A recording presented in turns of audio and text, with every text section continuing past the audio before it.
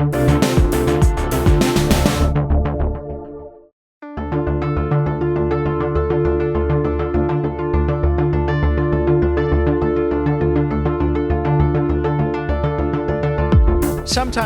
you let obligations go too long, and they just pile up week after week after week until they never get done.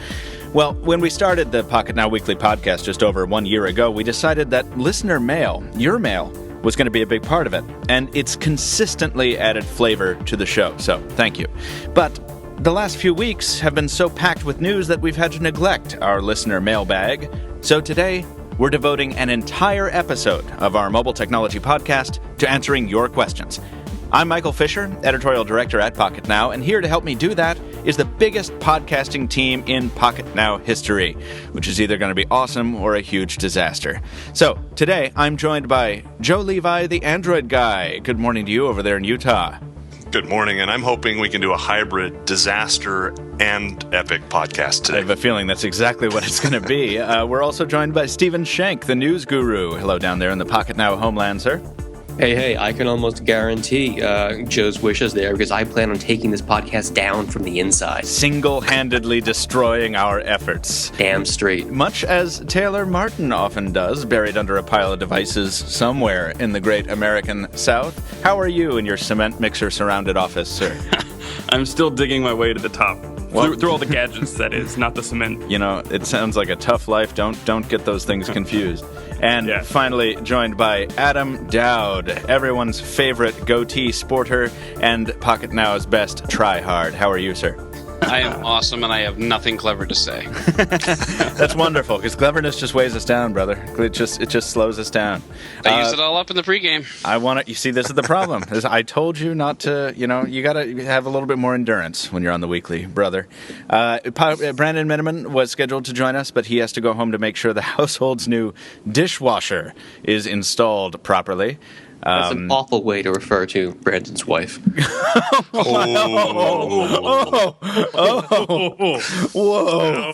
I mean, I had a joke at the end of that, but that, I don't think I can do it anymore. That was intense. Danessa, we're sorry. It was not nice all of us with are all of you. that way. Just to clarify, news, Pocketnow is hiring a news editor. I informed Brandon that was the most grown-up and deadliest excuse for missing a podcast ever.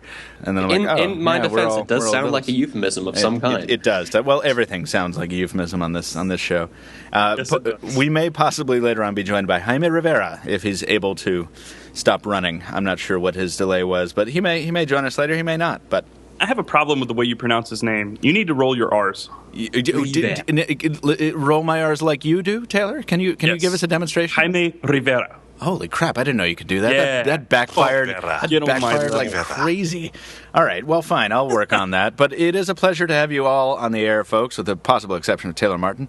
Longtime listeners will remember that we tried this people-heavy approach one time before, and it didn't work out so well. I think we only had 4 people on the air that time, and then afterwards, one of the team members sent me an email who was like, "I'm never coming on the podcast again if we do that. That was horrible." Like, okay, all right. So we've kept it to 3 since, but this is going to be a lot of fun. As a reminder, listeners, our listener mail guidelines have always included brevity as a necessary component. So if your email was 7 paragraphs long, guys, we're sorry, we're not going to be getting to that. Otherwise, we're going to try to cover as many of these as possible. So let's get right down to work. We're going to rotate who gets to read the inbound messages from the podcast at pocketnow.com inbox. And I have selflessly volunteered to go first. So let me go ahead and kick us off. Was rigged. Wasn't that nice? Well, yeah, you might be right. I want to kick us off with a message from Jesse Anderson. And I think this is the first email that we have received from a Navy man. This was received on July 16th. This reads as follows. Pocketnow team, I'm currently deployed with the Navy and enjoy listening to your podcasts. When I get back, I look forward to getting on your YouTube channel again because they block it while underway. Guys, can I get a little yeah? That's not just disappointed us. That's groan. all YouTube though. So. Yeah, I know. But don't you think the U.S. Navy should make a special exception for the Pocketnow YouTube channel? I don't know if they can get YouTube because all the Navy ships are running on Windows NT. Oh, God. Yeah. Oh, my. Anyway, Jesse says, I use you as a main source for phone reviews. I can't always see the new phones, and it kills me. Currently, I have an iPhone 4 and an Atrix 2. By the way, does anybody with me on this? Did you guys remember that they made an Atrix 2 and an Atrix 3? Because I had forgotten. Oh my gosh, I remember the Atrix was HD. I think I had to review that one. Yeah, I think that was the third one.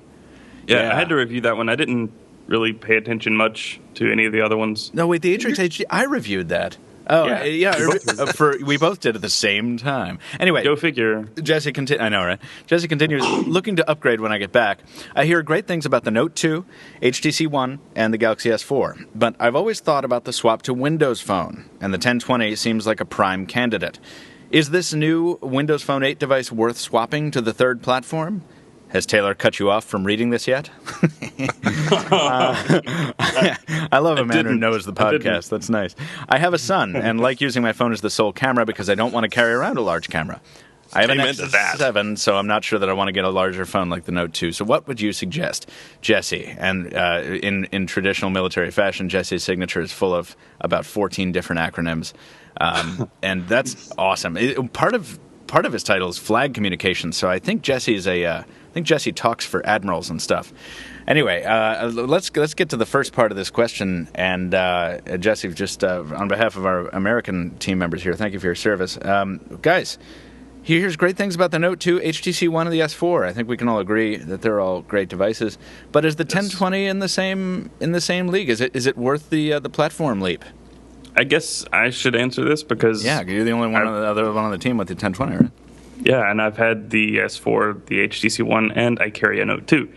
So the Note 2, I should say before I start, is I got it back in September last year, and I've carried it ever since. Off and on, obviously, when I'm doing reviews, but after a review, I almost immediately go back to it. The Note 2, yeah. Yes. The Note 2 is a fantastic device. It's getting a little old now, a little long in the tooth, and things are starting to slow down. So I'm having to flash ROMs to it pretty regularly, or wipe it and start fresh. But I got the Lumia 1020 on launch day, which was 2 weeks ago today, and I have not put that AT&T SIM card in anything else. Granted, I have to carry another Android phone because I simply can't do all the things I need to do on Windows Phone, because I use Google+, I use Hangouts, and you could use a talk client for Hangouts, but it's not the same. Mm-hmm. There are all sorts of things that I've had to find alternatives for. Instagram instance is a little rocky these days. Sometimes it's considered spam by Instagram. They've fixed that, though. They've reported it. Yeah. But instance didn't work for me for a week. So yeah. And then I get an angry email from Michael yesterday. Don't stop posting to Instagram. We need it. It's true. The Pocketnow Instagram account was all of a sudden like the Michael Fisher show, and I was like, "Hey, what the hell happened? Taylor and Adam used to be." But anyway, yeah. I was backing out because there was so much going on. Like I posted so much stuff one weekend. Yeah. But anyway, so you've shifted to the 1020, and you also were not on Windows Phone for a long time. So, I mean, have you, besides the fact that you have to carry an Android phone to do your specific stuff, say you didn't have those specific needs, how do you think you would be feeling about the transition right now? How about I say, if those things were on Windows Phone, if Google Plus and a few other things were on Windows Phone, I would be happy with using it. Mm-hmm. I don't know that I could use it full time. It might drive me nuts because there are just some things about it. It's come a long way since the last time I used it, a very long way. And it's not visually, it's just behind the scenes stuff. Because before, like, I could be typing a text message or an instant message. It didn't really matter. I could be typing anything and just hit the standby key, hit it again, and unlock the phone, and it would take like 15 seconds for that app to resume. Right, and yeah, no, they've really streamlined it. They've made it a much more responsive and much more reliable. Yeah, and system. It's fast. It's very reliable, and it's not all that boring after you get past all those problems that I had with it in the past. Right. So I've enjoyed it, but there are a few things keeping me from using Windows Phone full time. Yes. That's a good thing, and I think that Jesse and guys, if any of the other team members want to jump in here in a second, I just want to say that, like, Jesse, when you come back into port, I used to work in Norfolk, Virginia at a cell phone shop, and whenever a battle group would come in, my God, it was just flooded with Navy guys with money, and we loved that. It was awesome. But so I know how it is when you come back in. The phone store is one of the stops you make, logistically speaking. And, if you have the time, Jesse, I would plant yourself in front of a 1020 at an AT&T store and use the hell out of it for, a half hour. And if it's linked to a Microsoft Store account and you can download apps, do that. See if the Windows Phone Store has what you need. And if you really are feeling like pulling the trigger on the 1020, which has an excellent camera, which is one of your criteria, you should do it and use AT&T's exchange policy. Guys, is it 14 or 30 days? Do we know? 14. Okay. So it's 14 days, and because I was going to return mine and go get one from Microsoft today, but I'm not going to do that. Yeah, don't do that. You should stay on the podcast. But yeah, the thing is, use it, and if you don't like it, you can always bring it back inside the return period. If you've never tried Windows Phone, it's a pretty good time to do it. The apps are nearly there. Depending on who you are, the platform is very mature, and the 1020 is about the best you can go to. Fortunately, and those other devices that you suggested, Jesse, the HTC One, the S4, are also stellar. But it sounds like you're curious about the third platform, so I would check it out. Yeah, word of advice, when you go into the store, don't spend all of your time playing with the camera, because obviously the camera's great. So, yeah, that's right. So don't focus on the camera. Go in and play with the software. Yeah, solid point. Anybody else before we move on to another piece of mail? Do we have Joe back? Because I saw him drop out in the chat. Oh, is Joe gone? I wanted to get the badge of first guy to drop and rejoin, so... Well, congratulations. Check your Foursquare, you have a new badge. Gentlemen, you are welcome to contribute. I don't know if we've covered this or what's the deal. I don't know if Adam Doud, our resident Windows Phone cheerleader, has a thought. Yeah, I think you pretty much covered it, and I especially like the tip at the end. Make sure you check out, assume the camera's great and check out everything else. Right. So. Right. Yeah, because the camera is great. And I will take the moment to do a little bit of a future plug here for a Lumia 1020 versus PureView 808 comparison coming soon. So, yes, I don't know what I'm doing, so it should be fun. But Yay! Well, if you have any questions, don't ask me. Okay, sounds good. Thank you. All right, we're going to go ahead and go in order of time and grade for the next. Jesse, thank you very much for your email and thanks for listening. And again, thank you for your service. We're going to go with time and grade as far as who gets to pick the next email. But I don't know who joined Pocketnow first. Was it Joe Levi or was it Stephen Schenck? It was Mr. Levi. Is that right? Just by a little bit, yeah. I'm getting a little education today. Well, then, in that case, Joe Levi gets to select the next piece of listener mail, and I wish he would read it aloud on the air. I was reading it quietly to myself just then. Now I'm going to have to start over? Yeah, I'm sorry to ruin your efficiency. Just kick in wherever you left off. Oh, okay. Yeah. You guys can't read my mind. Start right in the middle of a sentence.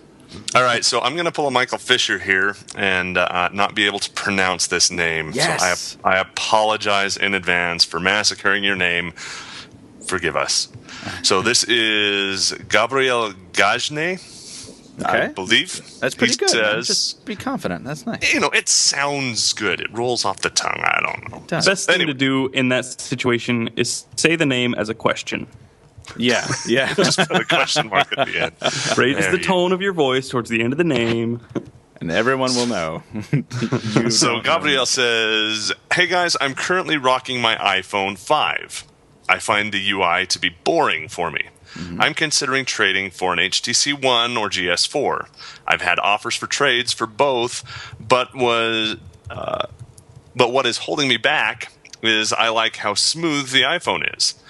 I've used my friend's GS3 and it's choppy and stuttery. Do you believe this to be the case? Parentheses with the two phones that he mentioned. Thanks for your time and love what you're doing. So, jumping right in, I want to answer that one. So I'll go first, and then anyone who wants to chime in, please do. Yeah, go for it. I had a family member. Well, I still have a family member. She's my sister, who had a Galaxy S. I believe it was 2. There are so many Galaxies, I forget anymore. And wasn't very. No, she didn't. It was something else before that.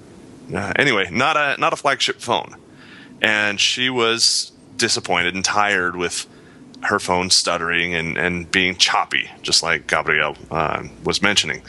And when it came time for her upgrade, she upgraded not to the iPhone 5 but to the iPhone 4S, which, that's still a good phone. She got it for a song, and she started using it and showed it off to everybody, because half of the family is in the iOS camp and the other half, the better half, is in the Android camp. And Sick burn. just kidding. So she was showing this off to everybody and absolutely loved it.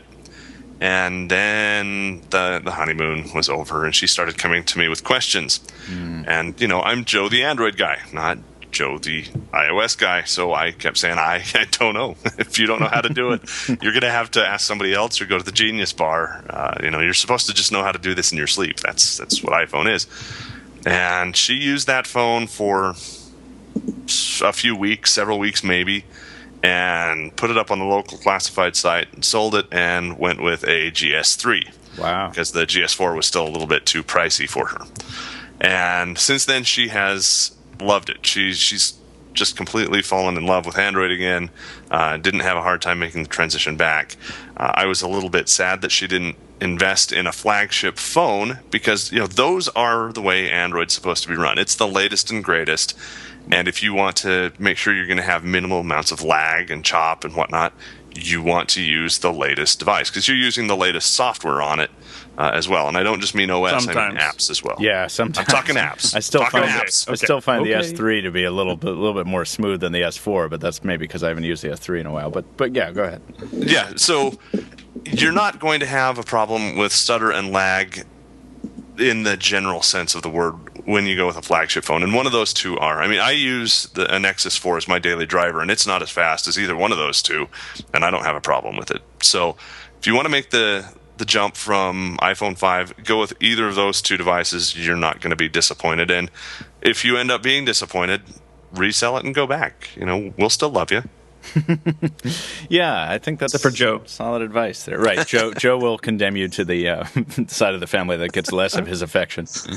Yeah, I think that's a solid call there, Joe. We kind of gave the S4 a little bit of crap for exhibiting the load it was under with that heavy TouchWiz layer, and it does, with enough of those features turned on, it does stutter from time to time. But we're talking, we're talking hiccups. We're not talking the kind of show-stopping nonsense that would tell you to bring the phone back unless you're a maniac, right? Yeah, it's a small pothole, not a speed bump. Right. I have a question on top of a question, Joe. So how do you feel after 4.3, assuming the Galaxy S3 or any older devices get Android 4.3? Do you feel that the latest version of Android will fix that with the Project Butter and the trim support? That's a really good question, and I have not yet put 4.3 on my Verizon Galaxy S4, and I probably should. So let me answer that with something that I have done. I've got an original Nexus 7, and it was great to begin with, and then Project Butter on that was just nice and smooth, and 4.2 came out, and it became tedious to use, and that's being polite. Just slowed down, boggy. I was sitting around waiting for that device more than waiting for the HTC One that I just did a retro on. It was bad. Really bad. Android 4.3 with a wipe, and I'm going to preface my statement with that, because to fully realize all the advantages, you got to wipe and start fresh, which I recommend you do every 6 to 8 months anyway. But with that wipe, 4.3 is smooth sailing again on the Nexus 4 original. Still not quite as quick as I remembered originally, but it's not detracting. It's not getting in the way. So Now, if we can apply that same logic to the other devices you mentioned, I think that 4.3, if and when it does come out to them, and I think it's more a when than an if, is really going to help speed things up. It's going to extend battery life. People aren't reporting the same grotesquely huge battery life increase that I did, But everyone all around is saying battery life is improved with it. Yeah. So Except for on my Nexus 4, because Not it's to, awful. Yeah, not to terminate this this thread because it sounds very interesting, but we are 2 emails in and about 6 hours into the show, so I think we got to move on. Thank you for your email, Gabriel. Thank you for the wonderful read there, Joe. Heaven willing, we will come back to you for a second email read by Joe Levi if we make it. Stephen Schenck, I've got one queued. Good. Stephen Schenck, do you have your first one queued? I do indeed. I have one here from Christian Calderon, who asks, and this is an important question I know has been on all of our minds. Michael Fisher, what type of product you use in your hair? And is your hair wet or dry when you apply it? Because Christian's curious to know, and also thinks that hardcore Pocketnow fans and the team will laugh at your answer. So I am happy to answer that briefly and honestly. When I put product in my hair when it is wet, you know it because it looks like hell. When I do it dry, it looks voluminous and lovely, maybe some of the time. And that's when I get the most comments encouraging me to change my hairstyle. So dry is what I prefer. And we saw you had your always carry on you can of hairspray in your gadget bag. Yes, very important. Yes. Yeah. And the wonderful thread started by a Pocketnow forums member. Pocketnow, what's in your bag? Blatant ripoff of the Verge concept, but I loved it. I love that thread. You should visit it. But Christian also has a real question I should get to here. It's a bit long here, so I'm going to paraphrase or jump through this a little. But Christian is wondering if it's possible to swap out the A5 CPU in the iPhone 4S he currently has for an A6 CPU to get faster performance and better battery life. Knowing that he'll have to somehow track down an A6 by either going to the Foxconn factory and paying someone to hijack one, or going into the motherboard and stealing one from another device. Awesome. Wants to know if it'd be possible to the pinouts are going to align, and if this would actually help phone performance. This is a great idea. I love Christian thinking outside the box here. It's a cuckoo bananas idea that you should absolutely not attempt in any way whatsoever. Getting started with this, you're probably just going to break your 4S. Yeah. My roommate and I were talking the about A6 this. came from too. Yeah. My roommate and I were talking about this. He repairs iPhones and MacBooks and game systems. He repairs electronics on the side, and he was talking about that. He still carries an iPhone 3GS. And but he's got an A6 processor in it, so yeah, he was talking about putting a Retina display inside and changing the processor just to see what would happen when he upgrades. So after he's got another phone, he wants to toy with it and see if he could actually make it better. So it's kind of funny that this question comes up. In general, it's not something you can easily do, replacing the CPU on embedded electronics. With a computer, like a desktop or a laptop, the CPU is going to be socketed. It's designed to be replaced, maybe not by the user, but by someone servicing the device. In a cell phone, this is hardwired, surface mount, ball grid array. You will need some expensive stuff just to even get this chip off here. Probably ruining it in the first place. You're not going to be able to get an A5 or an A6 from anything but an A6 running device. And if you're buying a whole new iPhone 5, just use the iPhone 5 for your better performance and battery life. What kind of fun is that, though? That's not. There's no tinkering fun there. You can't. There's also driver support for all the hardware. And I doubt the pins are even going to align. Yeah, but you would need a new version of software, a custom version of iOS for this to even work. Yeah. The only instance I can remember where it was possible to do anything like this was with the original Xbox, where even though it had a CPU soldered directly onto the motherboard, because it was just a Celeron, in theory, you could take your Xbox and put in a faster chip in there. But again, it's a software issue. It's not a driver problem there, but no games are going to take advantage of the faster chip because the software was all expecting it to be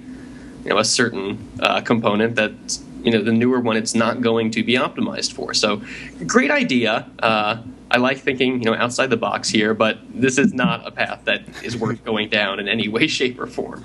Yeah, I agree, and I think this is one of the more unique emails we've received, and I do. The only thing, Stephen, that I would say, I agree with your answer completely. I just wish you had read this email phonetically. I'm just wondering if we could just hit reply and just say No. Hells no. But I love it though. I think it's cool. And Christian, if you do this and you succeed, no, forget it. If you do this, if you attempt this, whether you succeed or not, please let us know. Because that's take pictures hilarious. of the whole process, put it together, and call it Frankenphone. Yeah, exactly. Wow, cool read there. All right, I think we're moving down the line here. Whose turn is it? Is it Taylor's turn? Now, this is interesting because Adam and I started on the exact same day. And I think Taylor was actually hired first, but I actually published first. So take your pick. Oh, wow. Yeah. Now, if we can rely on you guys to be honest, we can rock, paper, scissors this. Okay. we could yell out. We can paper. Nice work. No. Nice work. Taylor wins. Lizard. All right. I think the planets aligned, and I had to pick the person with the most complicated, not possibly phonetic name in the world. Wow. All right. Yeah.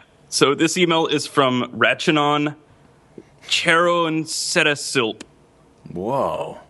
Okay, I haven't seen that name, but it's awesome.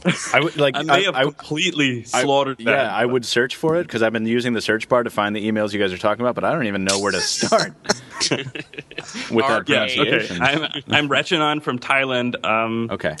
He just wanted to say he loves our podcast and all that. But the question is, from my experience, iPhone's camera software is so good that you don't have to tweak anything like white balance, exposure, and stuff. Mm-hmm.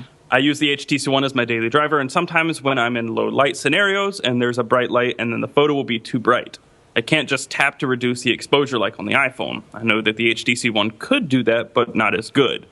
And most of the time, I don't have to go down into the settings and tweak everything. I don't know what to do. I'll just say that. Why can't other OEMs figure out how to do that, taking great photos without having to waste the time tweaking it? Is that so hard to do, or not? We'll just say that.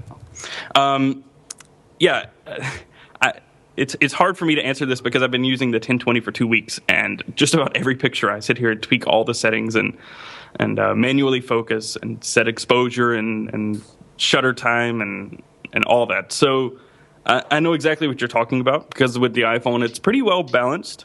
Not very often do I have to go in and actually post-process pictures taken with the iPhone. I don't necessarily know about the HTC One because I didn't use it all that much. I have one, but it's running stock Android. So, Michael? Yeah. The HTC One viewfinder tends to swing really wildly between exposure settings. So, yeah, Rachanon, when you use it, I know exactly what he's talking about because you can tap to set the exposure, but not only does it not do it as well, like it just freaks out. Like HTC has the most sensitive viewfinders ever. You tap in a different area of the thing, and even if the light level is not all that different, it'll just swing wildly, and all of a sudden the sky will be blown out for no reason or something. Like it's just way too sensitive. Yeah. I mean, I don't know what to say here, but I can say that I always look for a third-party application to take pictures where I can separate focus and exposure, because that's a big thing. But do you have a recommendation for a specific one? Or? On the iPhone, I do. On Android, I haven't been able to find anything quite as nice. I think I made a video about the top 10 camera apps or 5 camera apps for Android, and most of them have additional features that are going to be above and beyond what the stock camera app can do. So if you can find that video on YouTube, not paper camera. One of them is like a DSLR mimic app where you can tweak additional settings. But for the iPhone, Camera Plus does wonderful things. So I love one part of Rachanon's question here, which is why can't other OEMs figure out how to do that? Taking great photos without having to waste the time tweaking it. Is that so hard to do? Yes. Yes, it is. Yeah, it is a very difficult thing to make a camera perform well. This question shows exactly how much time and effort Apple puts into their camera software. Mm-hmm. They tweak, they put a lot of additional effort into the cameras, or at least they used to before Android manufacturers did. That's why the iPhone camera was so popular, and still is. Mm-hmm. But you've never gotten the same performance, the same automated experience where everything is just about perfect when you take the picture with an Android phone. You get that on iPhone, you don't with Android, and I've always felt that way. Now, you know what's interesting, and I think we may see this going forward a little bit, but I've been carrying the Moto X, as you guys know, and the viewfinder experience on the Moto X suggests that Google really wants this to be a simple experience. It is nothing like any other viewfinder software that Android has ever had. It is simple to a fault. I mean, it's so simple that you can't tweak some things you want to tweak. There's 6 things you can do, and that's it. And it's touch anywhere to tap. There's the swipe into the gallery. The Moto X's hardware doesn't live up to the promise of it. It looks like software that you can use to take a no worries awesome photo. But unfortunately, the hardware doesn't live up to it. When they port this viewfinder experience to Android devices that have capable cameras, I think we're going to start to see the Android camera experience reaching parity with iPhone. So I hope so. Yeah, we should keep an eye out for that. Not to spoil anything, but I'm running that right now. So you're running the viewfinder, the Moto X viewfinder on another device? The Moto X on the Nexus 4. Oh, that's awesome. Now, the Nexus 4, as I understand it, has a pretty crappy camera as well. It does what I need it to do. Okay. But it'll be nice to compare stock camera versus Moto X camera and see, is it really the camera that was bad, or was it the camera app that was bad? And neat comparison. It is a neat comparison. Not to spoil anything, but I mean, given Motorola's reputation for cameras in the past, I think it's a hardware issue. Hey, that was a fun sound. That was me. I'm sorry. That's exciting. It means, you know what that sound means? We should move on to the next mail. Go ahead, Taylor. When you hear the ding, turn the page. I might put WebOS dong-dongs in between these things, or bong-bongs, not dong-dongs. I wondered if you're going to do that. Yeah, I might. We'll see. Are we ready to move on there? Absolutely. Cool. Rashawn, thank you for your message there, and thank you for the adept read, Taylor Martin. Adam Doud. Yes, sir. It is time for you. Okay, so my email comes from Prasad Yeluru, and it says, "Hey guys, I'm Prasad from India. What do you think of the Ubuntu Edge smartphone? Because in my case, it's the only smartphone I've been eager to get my hands on. And by the way, can you make the weekly podcast a little longer? I love to hear more from you guys." I don't think that'll be a problem, Prasad. I think we got you covered on this one. Yeah. Wish granted. Yeah. So I tweeted the other day, and I still kind of hold this belief. The Ubuntu Edge group is not doing too well in their $32 million fundraising campaign, shockingly. And so in order to help this out, they reduced the price of the Ubuntu Edge from whatever it was, $830 down to $695, which is a much more compelling price point. However, that being said, I still tweeted the other day that given $695, I would rather go out and buy an off-contract Lumia 1020 and a nice dinner. Yeah. So I was going to say, isn't that sort of freezing to death in 40 degrees below zero instead of 80 degrees below zero? It's still a completely untenable price point, right? Now, no, it's not. But the Ubuntu Edge is a very compelling device. It runs the Ubuntu software, and if I remember correctly, it is dual booted with Android. Is that right? That's the idea. Yes, it is. Yes. So I mean, have you used Ubuntu Touch? I have not. It's okay. Okay. Well, it still has Android, so there is always that. That is true, but it's okay. okay. The one feature that I kind of like about it, and everybody else seems to think is a gimmick, is the fact that you can take this phone and plug in a monitor, mouse, and keyboard, and it becomes the desktop version of Ubuntu. And that, for me, is just awesome. And I really think that that's kind of where smartphones are going, is they are going to become our computers at some point in the probably not too distant future. And I will love for that to happen. So that's just my 2 cents. I would say at $695, it's better, but not great. So that's kind of where I am. How about you guys? Well, I got one. What? Wait, Stephen, what? I pledged first day. Did you really? Yeah. Whoa. So You wrote an editorial about it. I have not. Yeah. I've been buried under device. So I didn't know that Try you. and keep up, Michael. I know. I'm such a jerk, right? Stephen, I know. Legit, I had no idea that. Yeah. Wow. I was last minute. It was getting down to they had sold 4,900 of the first 5,000, and I'm like, I am going to be kicking myself in the butt if this thing ends up being awesome. And I missed out at the time, thinking that everyone else was going to get it at 830. So seeing it at 695 now, the attractiveness of 600's diminished a little bit. But yeah, I jumped on it.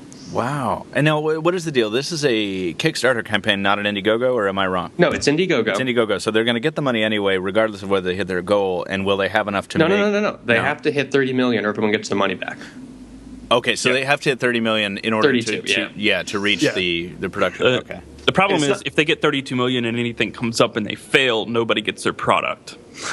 Right. So that's the risk. Yeah, that's the risk with crowdfunding like Kickstarter and Indiegogo. It hasn't really happened all that much, especially with tech. And with a company this size, I mean... Yeah, this is canonical. They're not going to screw people over. Right. So I imagine if something like that happened, people would get their money back or something, but... I'm pretty sure the whole point of this project is not to turn a profit. I'm not even sure if they intend to break even with this latest price cut. I think it's to promote Ubuntu for phones in general. Well, so and that lifestyle in general, being able to plug in and this is your computer, literally your computer in your pocket.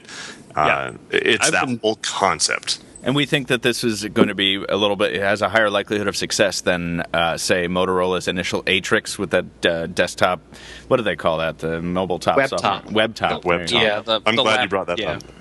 I think the key here is that if you're used to Ubuntu on your desktop or laptop, it's the same experience. Apps are going to be a problem. You have to have stuff compiled to run on the ARM processor, but if it's going to be open source, you could have, normal computer apps compiled to run on this ARM platform, and it'll be just like, working at your desktop, but on the go. I've been, promoting that idea for probably about 3 or 4 years now. I've been writing editorials about it, about how the smartphone will actually not just be your computer, but maybe even the brains of all of your electronics, larger electronics, that is. So you sit down in your car and you drop your phone into this little port, a cubby, whatever, it doesn't matter. And it powers your radio because everybody's streaming now. Or not everybody, but a lot of people are streaming. All and the cool kids are. Yeah. You come to work and you drop your phone on this little terminal and it powers multiple monitors and you've got your keyboard, mouse, and it powers your entertainment system, which we've already gotten that with Chromecast and Apple and then TV your phone breaks and your life is over. Yeah. Well, no, your phone breaks and everything's backed up in the cloud, so you get a replacement device and it takes you, an hour for it to sync and get everything back that you had, and you're back up and running again. Okay. And of course, by the time all this happens, you'll be able to get your replacement phone from your local 7-Eleven. Well, yeah. Or Quickie Mart. You just 3D print it yourself. So I think There you go. This is one of the coolest things that technology can do, whether or not you're into Ubuntu or alternative platforms in general. If you can get a product that's compelling enough to get people talking about what the future is going to be, you've got a little something there. And I think there are some huge challenges here. I don't know if they're gonna make it with this. I think every editorial site out there is basically all but throwing in the towel on this idea. But well, let me butt in there really quick. Please, Joe. So you've got Ubuntu here, and Ubuntu is kind of niche already. Yeah. So they've got a fan base. They've got entrenched users. And if you don't use or know Ubuntu, you're probably going to skip on this. And that's fine. What about Windows Phone? You've got the same-ish user interface on Windows Phone as you do on Windows 8. Could Windows do this with a crossover device, and now it is your Windows experience powered by your Windows Phone on your mid-sized and your large screen? It would have to be RT, though, because it's ARM-based. Well, and RT is awful. Yeah, you're ruining my point.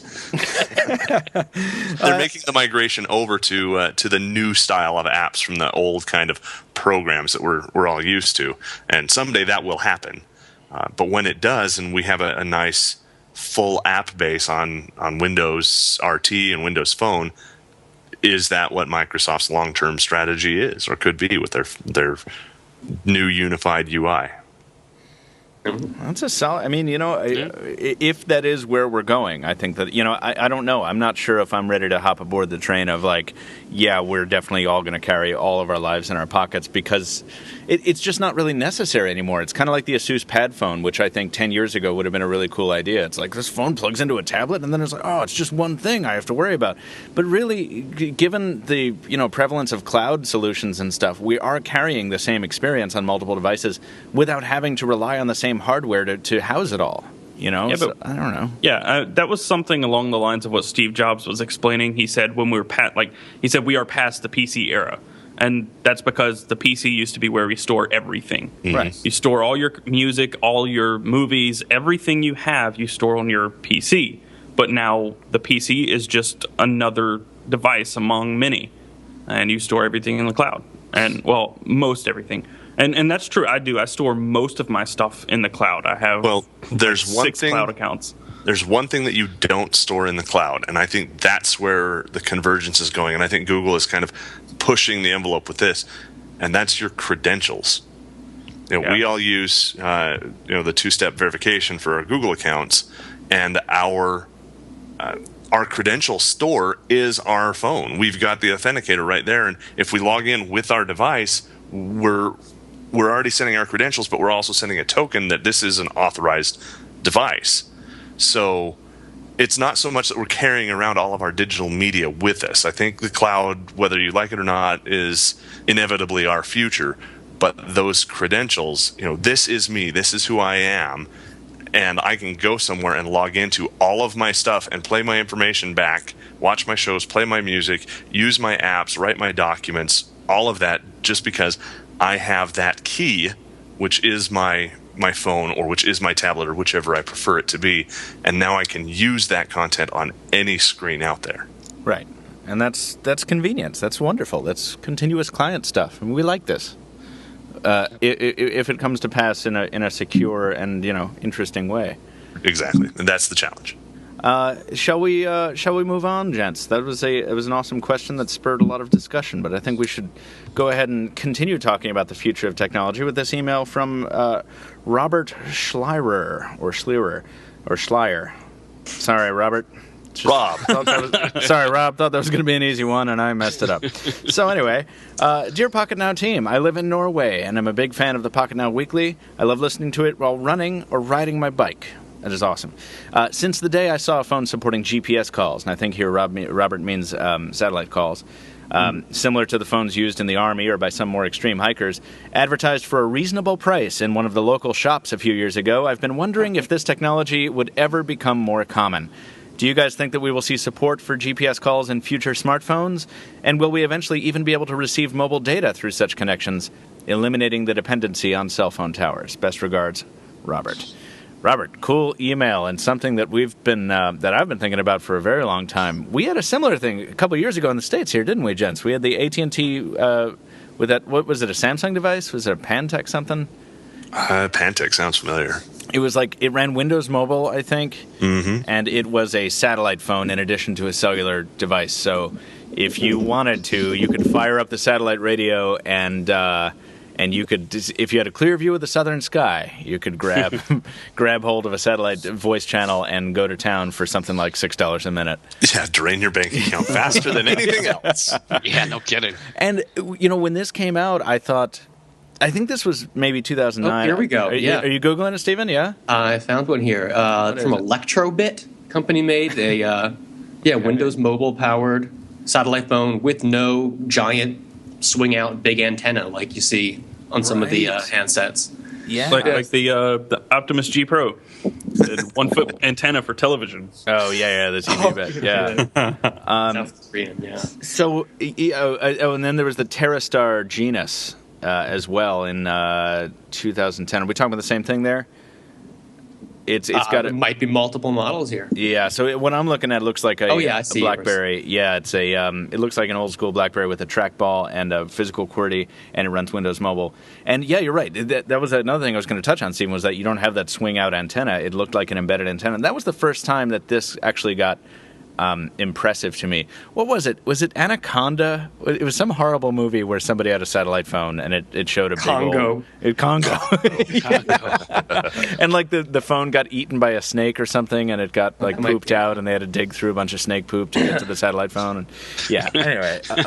Wow. I wanted to touch on that. The lack of the antenna there. I mean, we want that in a smartphone because we like the idea of not having. I mean, a pull-out antenna looks like a relic of years past, but with a satellite phone, that might actually be preferable. I mean, I've seen satellite handsets that have something that looks like a briefcase you unfold. Yeah. And it's a flat antenna that you need this in some parts of the world to get this kind of access because the signal, it's just not that strong. It's just not that much bandwidth. So, I mean, there's an inherent limitation to satellite phones. They can never get too popular because there's just not the infrastructure in place to support anywhere near the number of users who are using terrestrial Absolutely true. smartphones. Yeah, it's like the definition of a niche product. Taylor, I'll let you go here in a second. I just want to point out that Sasha Segan at PC Mag wrote a piece on this in 2010 that's hilarious. Like the headline is TerraStar GNS now available to consumers ... for $1,150. And in the second paragraph, he says, it's difficult to lock in a satellite signal, and we're uncomfortable with the fact that satellite provider TerraStar is in Chapter 11 bankruptcy. I understand that discomfort. Would worry you. Yes. Drop $1,000 and your cell phone provider goes out of business. Right. Taylor, what were you saying? I was going to say that I disagree with Stephen on the fact that antennas are not cool because with the Optimus G Pro, I didn't care. I didn't care that the antenna didn't work at all. I pulled it out when I made phone calls anyway, and I would swivel it around. Yeah. I would swivel it around just to get some looks from people who are like, "What are you doing?" I'm like, "Trying to get service." I think the other thing it's is... It's a Korean phone. I got to go all the way to Korea. That's right. I think the other thing with like which direction is Korea? Go ahead. The other thing with satellite-based technology is, at the end of the day, electricity travels much better through copper than it does through air. And when you're coming from a satellite, that's a lot of air for this electricity to travel through. So I just, you look at satellite internet providers, which, by the way, in my opinion, just need to go away. If you move out into the sticks and that's the only satellite, that's the only internet connection you have, move. But anyway, it's tower. There will need to be vast improvements when it comes to, especially mobile data, because he brings up mobile data in here. There's going to need to be vast improvements in that technology before that's ever going to become even close to feasible. That's the thing, because like when I was, just getting into cellular tech, and when cellular technology was just kind of becoming consumerized a little over a decade ago, my mind immediately went to this place too. I was like, what, we're relying on all these spaced towers on the ground for this? Man, why not? Come on, we got satellites up there. Why don't we just talk to the satellites? And I think, a little aside here, I think most people, or a lot of people, still believe that's how cell phones actually work. I think, because every time anyone is having a cellular phone problem, at least in my friend circles, they're like, "Oh, is there a problem with the satellite or something?" I'm like, probably not. But yeah, I used to believe that's how beepers worked too. And of course, satellites are important for backhaul and all that kind of stuff. But blah blah blah blah blah.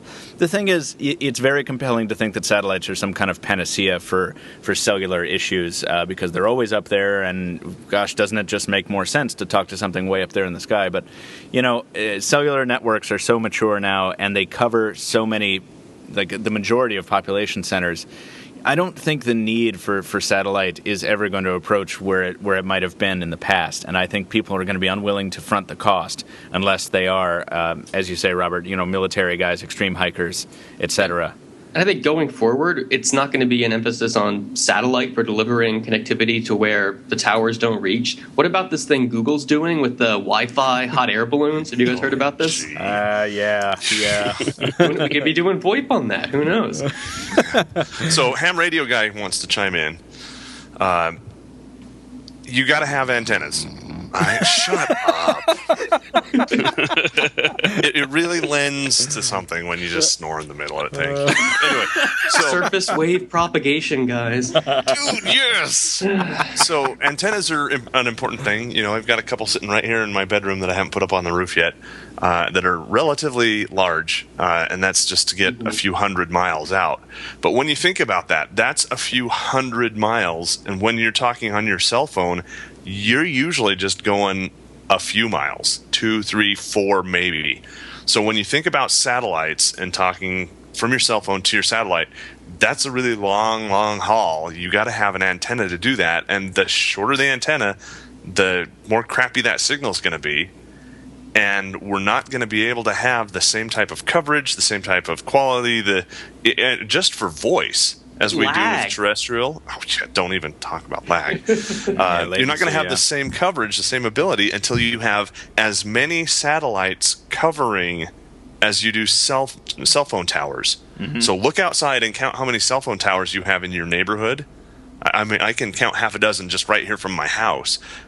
You're telling me I got to have half a dozen birds up in the air to cover that same amount of stuff? Or I think you're exaggerating a little bit, Joe. I mean, they're only like $300 million a piece. It's no problem. Right. I mean, I could do that. What? Yeah, do they take Visa? So keep that kind of stuff in mind. Yes, it's great. It's more for the remote stuff more than anything. And what a ham radio guy, what I would really like to see is, rather than having voice communications to the satellite, let's do a kind of a hybrid where we have voice to the terrestrial, and then we have beaconing to the satellite. No. Let's put CB radios in cell phones. Yes, you can save on your voice minutes. Oh. That's what push to talk is. That was my favorite. That was one of the most advanced things I ever saw when I was like about 10 years ago. It was a Nextel phone, and I was like, wait, there's a two-way radio and a voice and data. There's 4 things in one in there. I got to work for these guys. Anyway, this is cool. If you guys, this is a cool discussion. I would like to continue it. We have to move on, but there are a lot of alternate connectivity options being presented. This was a really cool email. Thank you, Robert. And if you guys want to learn more about this Google balloon thing that we just touched on, it may never see the light of day, and it seems pretty far-fetched, but you can check it out at google.com/loon, Loon, and if nothing else, it's a very beautiful website. And if you guys will hold on for a second, you know who I just got a little IM from? Actually, we got the same IM. Rivera. Yeah. Rivera. You know who's been messaging me this whole entire time? Who? Brandon Miniman. Let's see. He's asking me about the roll DM. Yeah, roll DM. Let me see if I can add Jaime to this call. What's Brandon been saying to you? Oh, he's been asking me about the 1020 camera. I think he has a 1020, which I can't exactly say why or how he has one, but he has one. Oh, that's right. Yeah. And he's put Android on it. Yeah, let's see. Add people. Jaime Rivera. Add. Say hi to his dishwasher.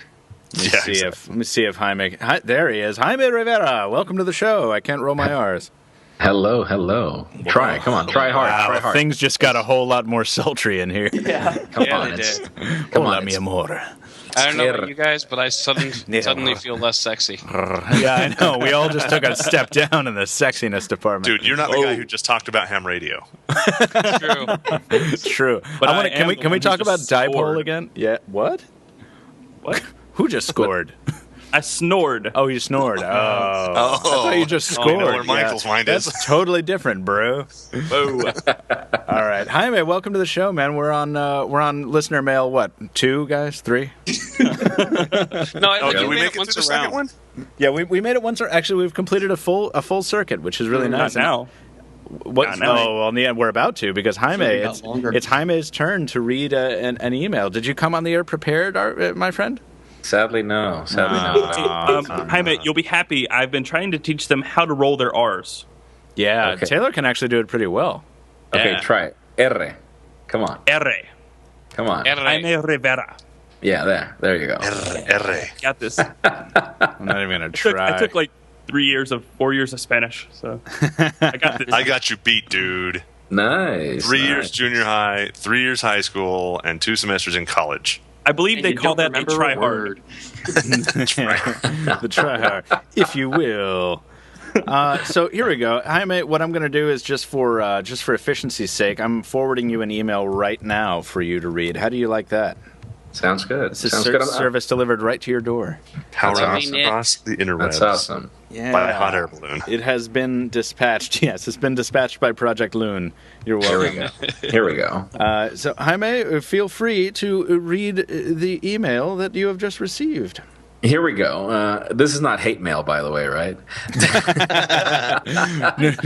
First line of this email Jaime is, sucks. Jaime, why do you guys bother? Go I ahead. may or may not have written this one. I'm at the wrong podcast then. All right, so hi, it's William, and I have a question on the concept of an Android camera and the target audience besides Tech Press. So a Galaxy camera in my country costs similar to a Sony NEX3N, the newer model of Michael's F3, and an entry-level Sony DSLR. It also costs similar to the Galaxy S3, so if you want a great camera for a reasonable price, the Galaxy camera is not for you. And if you want a great Android experience, this device is not for you either. So can you discuss who the Galaxy camera is for, or is it just a beta test, and if people don't like it too much, they'll just kill it? Thank you for your great work and excellent series on your site. Keep it up. You guys want to take a stab at that, Wonderful. or you want me to respond? Jaime, well, you were the newcomer to the podcast today, so why don't you respond first? That's from William Lee, longtime writer in, and thank you, William. Yeah, go ahead. I don't care who talks. Go ahead, you guys. I think we all have an opinion on the Galaxy camera. Everyone talk immediately. For me, William, for the record, I have a Sony NEX5N. I have a Canon EOS Rebel T3i, and I have an iPhone 5, and I have a Galaxy camera. The Galaxy camera, the Galaxy camera is probably one of the worst disappointments in history for me. I think the Galaxy S3 takes better photos than that thing. This is pretty much a Galaxy S3 sensor with a zoom lens. That is pretty much it. That is the difference.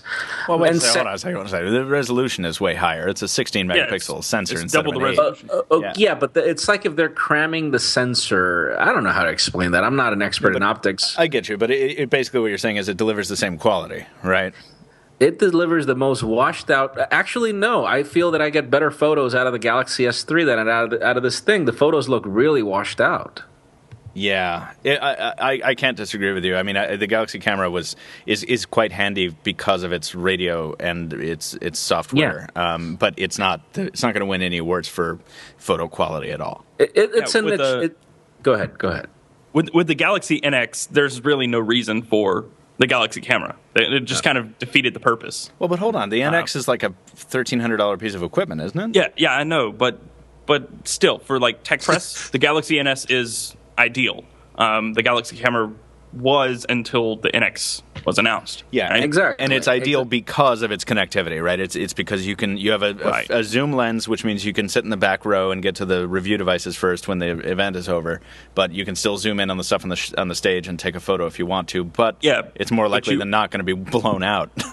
Yeah, well, you also have a full. I don't know if it's not full frame, but it's a full DSLR. That's a big difference because you have interchangeable lenses. You have. Are you talking about the NX? It's not the NX. Sorry, I was talking about the camera. Yeah, but in the case, you know, at that price range, you're never going to get a full frame sensor. That's just the way it is. Right. The thing I don't get about the Galaxy camera is if it's addressing the connectivity issue. That's the most appealing thing. And why aren't people just getting, simple Wi-Fi enabled DSLRs? Why also throw in the Android? What's the allure for editing on the device? You've got an awesome point there. See, and my advice to you, William, is yes, the Sony NEX5R is more expensive than the 3N and more expensive than the F3. Yes, but you're getting a real camera. I love my NEX. I feel that it too. Yeah. I mean, I'm amazed with the photos of this camera, and I'm amazed with the compact size of it, and I love touching that display and focusing, while filming video. It's like the coolest thing ever. So, honestly, I do agree with you, William. This was a beta test. Samsung did it. Why? Because they can. Because they can. Not because there was. I think they were just testing the waters. Like when they launched the first generation Galaxy Note, they wanted to test something different. That's how Samsung operates, and I think people seem to forget that because the Galaxy Mega, those two phones, they are nothing more than a beta test, and I said that in the review. They are a beta test. The Galaxy Tab 3 10.1, that device shouldn't even exist, and I said that in the review. They're just throwing devices to see what sticks, and whatever sticks, they make another one of. Right, because they have the resources to do it, yeah. Yeah, they have so much money that they can play around and see what works, and then focus on the things that actually stick. Which I want to say, if for as much bunk as we give Samsung for doing this, because it does result in a lot of middling products, I want to say that I get the people who say that, so what? This company has the resources. They're not hurting anyone by doing it. They are flooding the market. They're creating some confusion, sure, but that's not really an inconvenience. Really, what they're doing is just pumping out gadgets. And as someone who loves gadgets, I can't really get angry with them for it. I can kind of look at them funny, like the kid in the cafeteria who, like, eats his boogers or whatever. But like, I still I really appreciate it because it's cool stuff coming out all the time. No, and that is a good point. But Samsung has shifted dramatically after the launch of the Galaxy S3 in the way the company operates. And this is not official. This is just my opinion. I mean, Samsung is turning into the new Starbucks. It's not the best coffee, but they're everywhere, and therefore they create top of mind. That's really what they're doing. I mean, there's a coffee shop every block, on every mall, on every corner. Right. That's just the way it is. So it's in your top of mind. It's part of like your convenience, and when they're turning the brand into a style thing. That's what they're doing. The problem with that is that I remember when the Galaxy S2 was still, it was still trying to gain ground, and one of the coolest things about the S2 was, back then, when Ice Cream Sandwich was launched, it was like the first phone that was already in the market that adopted Ice Cream Sandwich. Samsung was really good about software updates, and, hey, my Galaxy S3 there is still running 4.1. Wait. When was Samsung good about software updates? They were up to the Galaxy S2. Yeah, before they had a bazillion devices that they had to update. Well, the Galaxy S2 took like a year to get updated to. If you had the US version, you had to wait. That was because the carrier. That was the carrier. That was a carrier thing. But then the unlocked version. I mean, you can look at Tony's video. He had the unlocked version. That update was out of the oven like 3 or 4 weeks after Ice Cream Sandwich was launched. That was good. That was really good. So I feel that they've lost that edge. To wrap it up and return to the camera, I mean, what's your final thoughts there? I want to hear from Adam Doud, too, because I think he's dead. Yeah. Mr. Dead Technology. I feel that the Galaxy camera is a waste of money. I even think that the Galaxy S4 Zoom is a waste of money, in my opinion. I feel that for that amount of money, I would definitely go for a mirrorless camera, whichever one. They're good enough. And just stick to buying a smartphone. Buy the things that are still good. That convergence is still not there. Nokia's nailing it with the Lumia 1020, but the technology is not there yet. Yeah. In that vein, I have a 5N, an NEX 5N, and I'd say 9 times out of 10 now I reach for my 1020 to take pictures for anything, for photos, for leader images on the site, for everything. I reach for my 1020. So, actually, I was just going to say, because it's a convenience factor for me, because now finally there's a device. You know what I used to do back before we changed Pocketnow to the all-white, the minimalistic format. When I first came aboard last year, I was using an iPad 3rd generation to take photos for the site because the header images were smaller and I could get away with it. And but just because it was so convenient, like I could email. Yeah. So that's the name of the game in the Galaxy camera push is convenience. You're supposed to do that, but now Jaime, you said it right. I mean, when you can get phones whose cameras deliver better results than the Galaxy camera, there's no reason for a Galaxy camera to exist. No. I think it's worse than even most of the smartphones right now. All you get is the zoom lens. Right. That's it. Before we move on, Adam Doud, do you have a thought? Well, it sounds to me like, based on what everybody's saying, you shouldn't buy a Samsung product unless it has a Roman numeral after it. Well, then you wouldn't be able to get the S4, brother. Yeah, no Roman numerals. They went it's Arabic. the SIV. We all know it. Yeah. Well, that's great. Jaime, thank you for that email. Yeah, Taylor, I hesitate to ask, but what? Yes, can I break from reader or listener mail for just a split second and say something that makes me extremely happy? Yeah, we don't have a lot of it. Sure, go ahead. Yeah, we don't. We're almost done. We read like 15 already. Breezing through. I don't know how recent the rumor is, but ASUS is rumored to launch the Nexus 10, not Samsung. Which, so there's actually retail proof now, a screenshot of a Best Buy inventory system. But we heard this confirmed, didn't we? Didn't Sundar mention this? I didn't hear it. And at the Nexus 7 launch, he was heard commenting on Samsung making the Nexus 10, the new one. I never heard of that. I'm pretty sure. Maybe Samsung, yes, you're right. Yes, he did say that Samsung is doing the Nexus 10. Well, this is a Best Buy retail system. I know because I worked there and I can see it from a mile away. But it says brand Asus Nexus 10, 16 gigabytes, and a description Google Nexus 10. All right. Could this be somebody on the retail back end saying I'm messing up their messing up? I mean, it could be a mess up, but the chances of that happening is pretty low. I would imagine. Yeah, I don't know. We used to get stuff in our system professionals. But I don't know. That was just some interesting stuff. So thank you. If Asus makes the Nexus 10, Yeah. What? These are shudders of delight? Yes. Not revulsion, but delight. Am I reading that right? Roll some R's. Yeah. Oh, God. Oh, God, no. We're overloading. There's too much sexy on the podcast. All right, so Joe Levi is ready. Since Joe has to go after this, I'm going to break with the way we're doing this, and I'm going to read two because they're relatively quick. Look at this guy. Breaking all the rules. Being proactive. Talking like he has to go to work or something. Go ahead. Yeah, exactly. Alternate one word from each back and forth. Steal my thunder. All right. This one comes from Sharif Lamaki. Says, hey, Pocketnow team, I've been looking for an unlocked phone at a nice price, and the Nexus 4 is what I've considered the most. But Google should be releasing a new one later this year. Should I get the current Nexus 4, or should I wait and see what Google releases for the next Nexus phone, which we assume is going to be the Nexus 5. Do you think they will keep the low price with the new Nexus phone? If I get the current one, do you think the specs will still be good enough next year or even 2 to 3 years from now? Thank you for all of your thoughts and have a nice day. P.S. Sorry for asking so many questions and Android rules with 3 exclamation marks. Oh. Yes. I asked myself that question yesterday.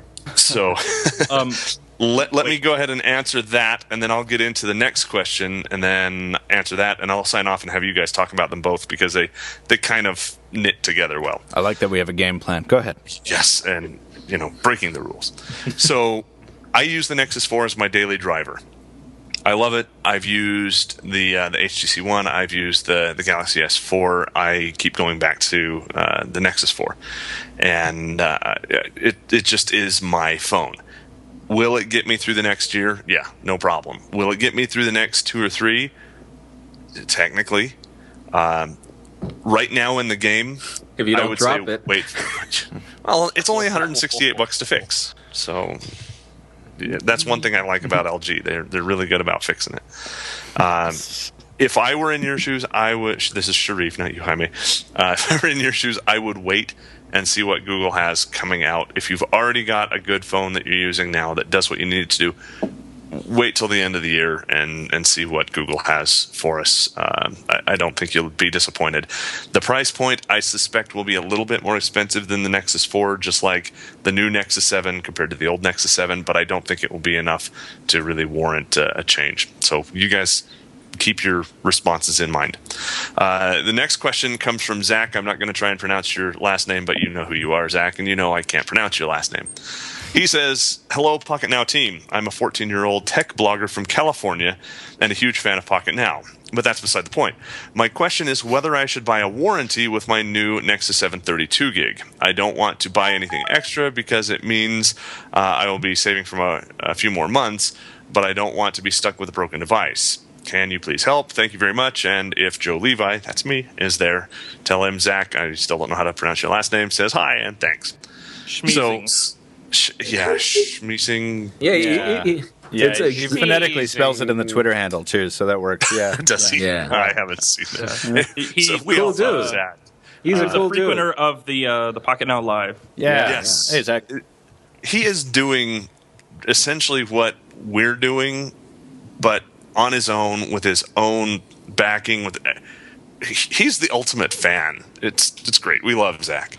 Anyway, so talking about new devices, and this is how they knit together. Warranties on new devices, can often be a gimmick. It's a way, I mean, Brandon just got a new dishwasher. Maybe he got an extended warranty with it that'll fix anything that goes wrong with it. Personally, I'm not a fan. When you look at the cost of the warranty, whether you're buying it up front or whether you're buying it per month, you can take that same money if you're disciplined enough and put it in a savings account. And if your phone breaks, great, you've got the money to buy that replacement phone. In my case, the LG costs $168 to repair. So I got $168, I can repair it, and that's a lot less money than buying the warranty. And the warranty may or may not cover it. You've got to fight with the warranty company to be able to get them to actually do anything, because they make their money on not fulfilling your claims rather than fulfilling your claims. That's how they lose money. There are some people who are very accident prone. My brother is a good example of one. He had a habit of dropping phones against the wall. Oh, he sounds like Brandon. How do you drop your phone against a wall? Considering that as well. You walk towards it and you accidentally trip and then sling your arm towards the wall. Yes, it looks like a pitch. And you try to act, all right. You try to not act mad. For people like that, if your warranty covers it, your extended warranty, then yeah, absolutely, it might be worth it. If you've already had a history of breaking expensive devices and you think investing that money is worth it, go for it. Just look at the price comparison and see if putting in X number of dollars per month for X months is worth it. And if it is, go for it. If the warranty coverage is good, go for it. And if not, just take that, put it in an envelope, put it under your mattress, and when you need it, there you go. You've got it, whether it's for a phone or whether it's for a Big Mac. I will say that of all the people who offer, all the companies that offer insurance, one of the best out there, and this might be a little biased for me, I try not to be, but it might be a little bit, is from Best Buy.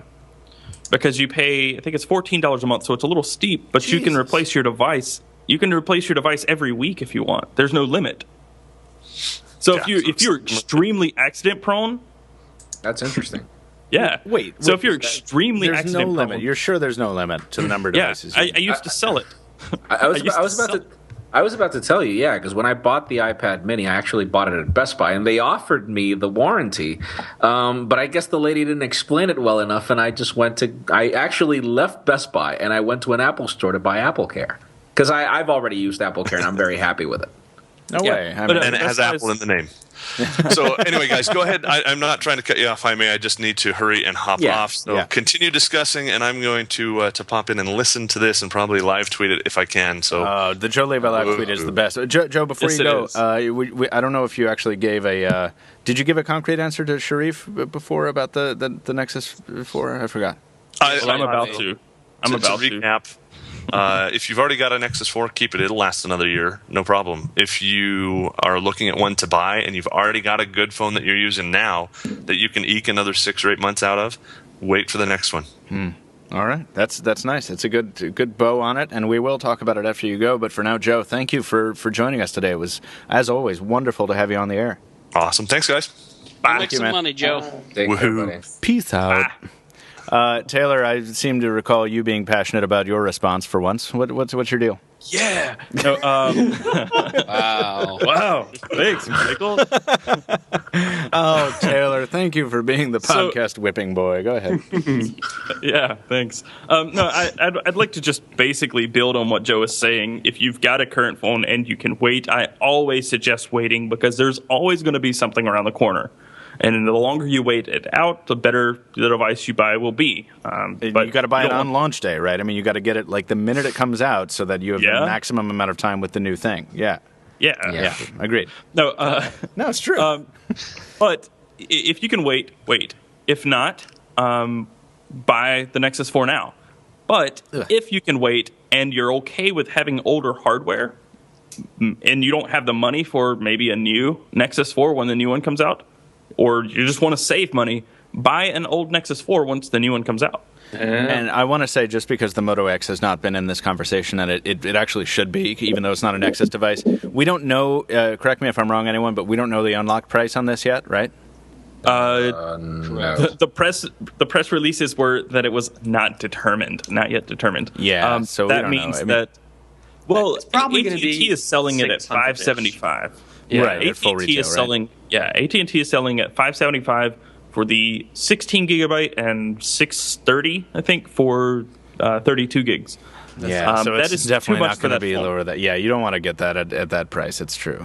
But 630 for a 32 gig is less than a 16 gig iPhone 5 unlocked. But this is but iPhone. then Those again, are always expensive. yeah, It's the same that's the price thing. as Lumia 1020. Plus, I would rather. Ubuntu Edge. Yeah, no, and there's no, that's perfect. So yeah, the thing is, whenever I see someone actually batting around the idea of buying a Nexus 4 now, I'm kind of like, it just fills me with dread at their future prospects, because this is a phone that's about to be replaced. No matter whether it's white or whatever fancy edition it is, it's still got a kind of middling camera. It's resale not a phone you want to buy right now. Its resale value is nothing. Yeah, and that's okay, Taylor. You made an awesome point there. See, the problem when you buy phones, like for example, in my country, if you still bought a Galaxy S3 or an iPhone 4S, for example, it would be very easy for you to resell them because they're still popular phones in the market. So the Nexus 4 is not a popular phone, sadly, and it's got its things, like the camera, for example. Why spend on an Nexus 4 right now when there's the prospect of, the LG G2, that weird name, being what builds the future. Can you imagine that Nexus 5 or Nexus 4, whatever, with optical image stabilization? I can imagine it with a pretty plastic casing. I can imagine it with a volume rocker on the back. I actually don't mind the volume rocker on the back, but the Galaxy S4 casing is just like, what do you? Come on, guys! You're capable of some awesome stuff, and you just mimic a hardware design that everyone criticized roundly. Yes, not just once. Every day. Yeah. Anyway, that's and just going back to Zach's about warranties.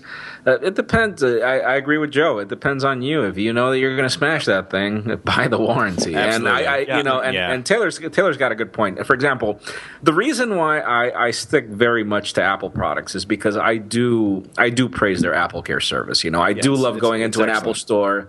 I do love going into an Apple store with a broken iPhone. I've complained about the stupidest things, and I have. This would be the third iPhone 5 that I have.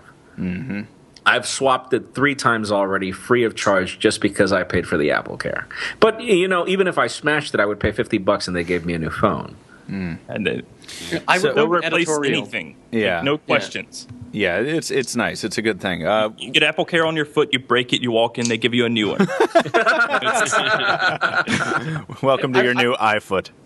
I wrote an editorial a while back about this whole extended warranty replacement thing, and while you can get some of these good deals where if you're extremely accident prone, it looks like it'll pay off. The important thing to remember is this is a business. They're not doing this for your benefit or to be extra generous. In the end, these companies are taking in more money from people paying for warranty service than they're paying out in new devices. So for the average user, it's not a good deal in the end. Yeah. Right. Unless you tend to drop your phones on walls. Right, but then you're not going to be the... Well, walls have really extreme gravity in some regions, so watch out. And some places have foam walls, like Michael's place, his little sound booth. That's right. Yeah, the foam walls are lovely, and they're wonderful targets for whipping these things around. And by the way, when you read the small print text on those warranty papers, they're allowed to give you refurbished products, by the way. Yeah, well, they always do, actually. Yeah, I mean, very, very frequently. They're allowed to give you refurbished products, so just take care of your things. Can I circle back to Best Buy's insurance really quickly? Oh, my God. I'm going to fall asleep so hard. I'm so tired of talking about warranty crap. I just wanted to say that when I worked there, they got rid of it because it was so good. People kept coming back and replacing their phones. They got rid of it because they were losing money. Dude, actually, and they yes. No, I remember back in my old HOFO days when I was hanging out at Howard Forums, people would praise the Best Buy system up and down because they would just go get new phones all the time. Yeah, I remember that. Yeah, I was literally processing a warranty exchange, or not a warranty exchange, an insurance claim for this guy, every week. Every week. Because if there's no limit, why not abuse it? Well, he probably wasn't abusing it. He was just a construction worker. And he would break his phone every week.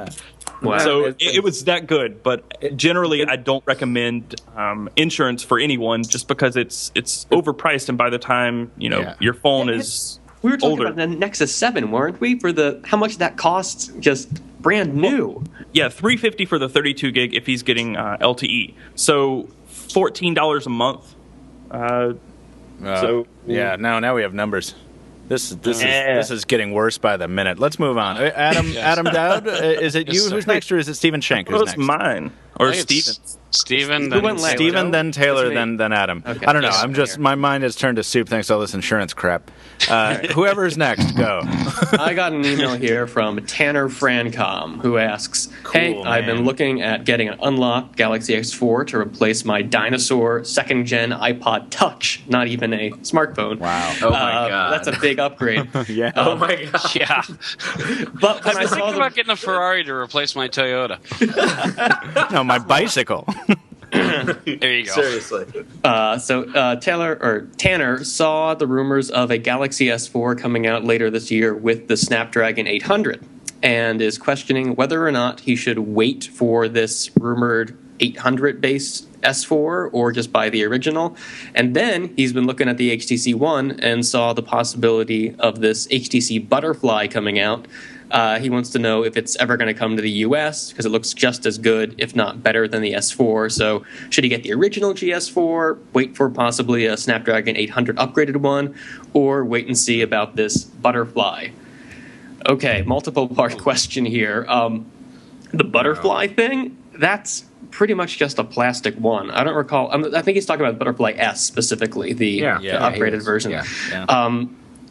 Unless you really hate metal, I don't see the point in waiting for it. And also, we heard rumors that there's going to be just a regular plasticky version of the One, or at least something similar to that later this year. It might be the Zara or something else. But Butterfly, not a chance of it coming to the U.S. And if you don't like the metal, then wait to see if that plastic one comes out. As for that Snapdragon 800 S4, it's still very much rumor now. I mean, it's in the LTE advanced version that came out in South Korea. And we've seen it looks like it might be work towards a similar model, maybe not with the LTE advanced, but for the European market. But I haven't heard anything about U.S. carrier support for anything like this. So you might just want to be considering the S4. Yeah, and that said, I don't think it's. Is there a point in buying any of the current flagships, knowing that the fall lineup is coming in just a month? It's going to be announced at IFA, which is just 2 weeks away, pretty much 3 weeks, and then the rest of the fall lineup is going to be announced, September. I don't think this is like a really good time to buy a phone. If you've got, obviously he's stuck on the iPod Touch. I do understand that. The problem is. For example, I don't think that Snapdragon 800 GS4 is going to be here, especially because LTE Advanced is not going to be deployed in the United States until mid-2014. So, that phone is not coming. Yeah, it's a tough call. I'm trying to decide there. Yeah, I mean, I was clued into the existence of the Snapdragon 800 toting Galaxy S4 by a million angry commenters who were mad that LG claimed the G2 is the first Snapdragon 800 device released, and I think they were talking about stateside. But I think they consider this 800 an upgrade, and it's like a launch with the chip. Right.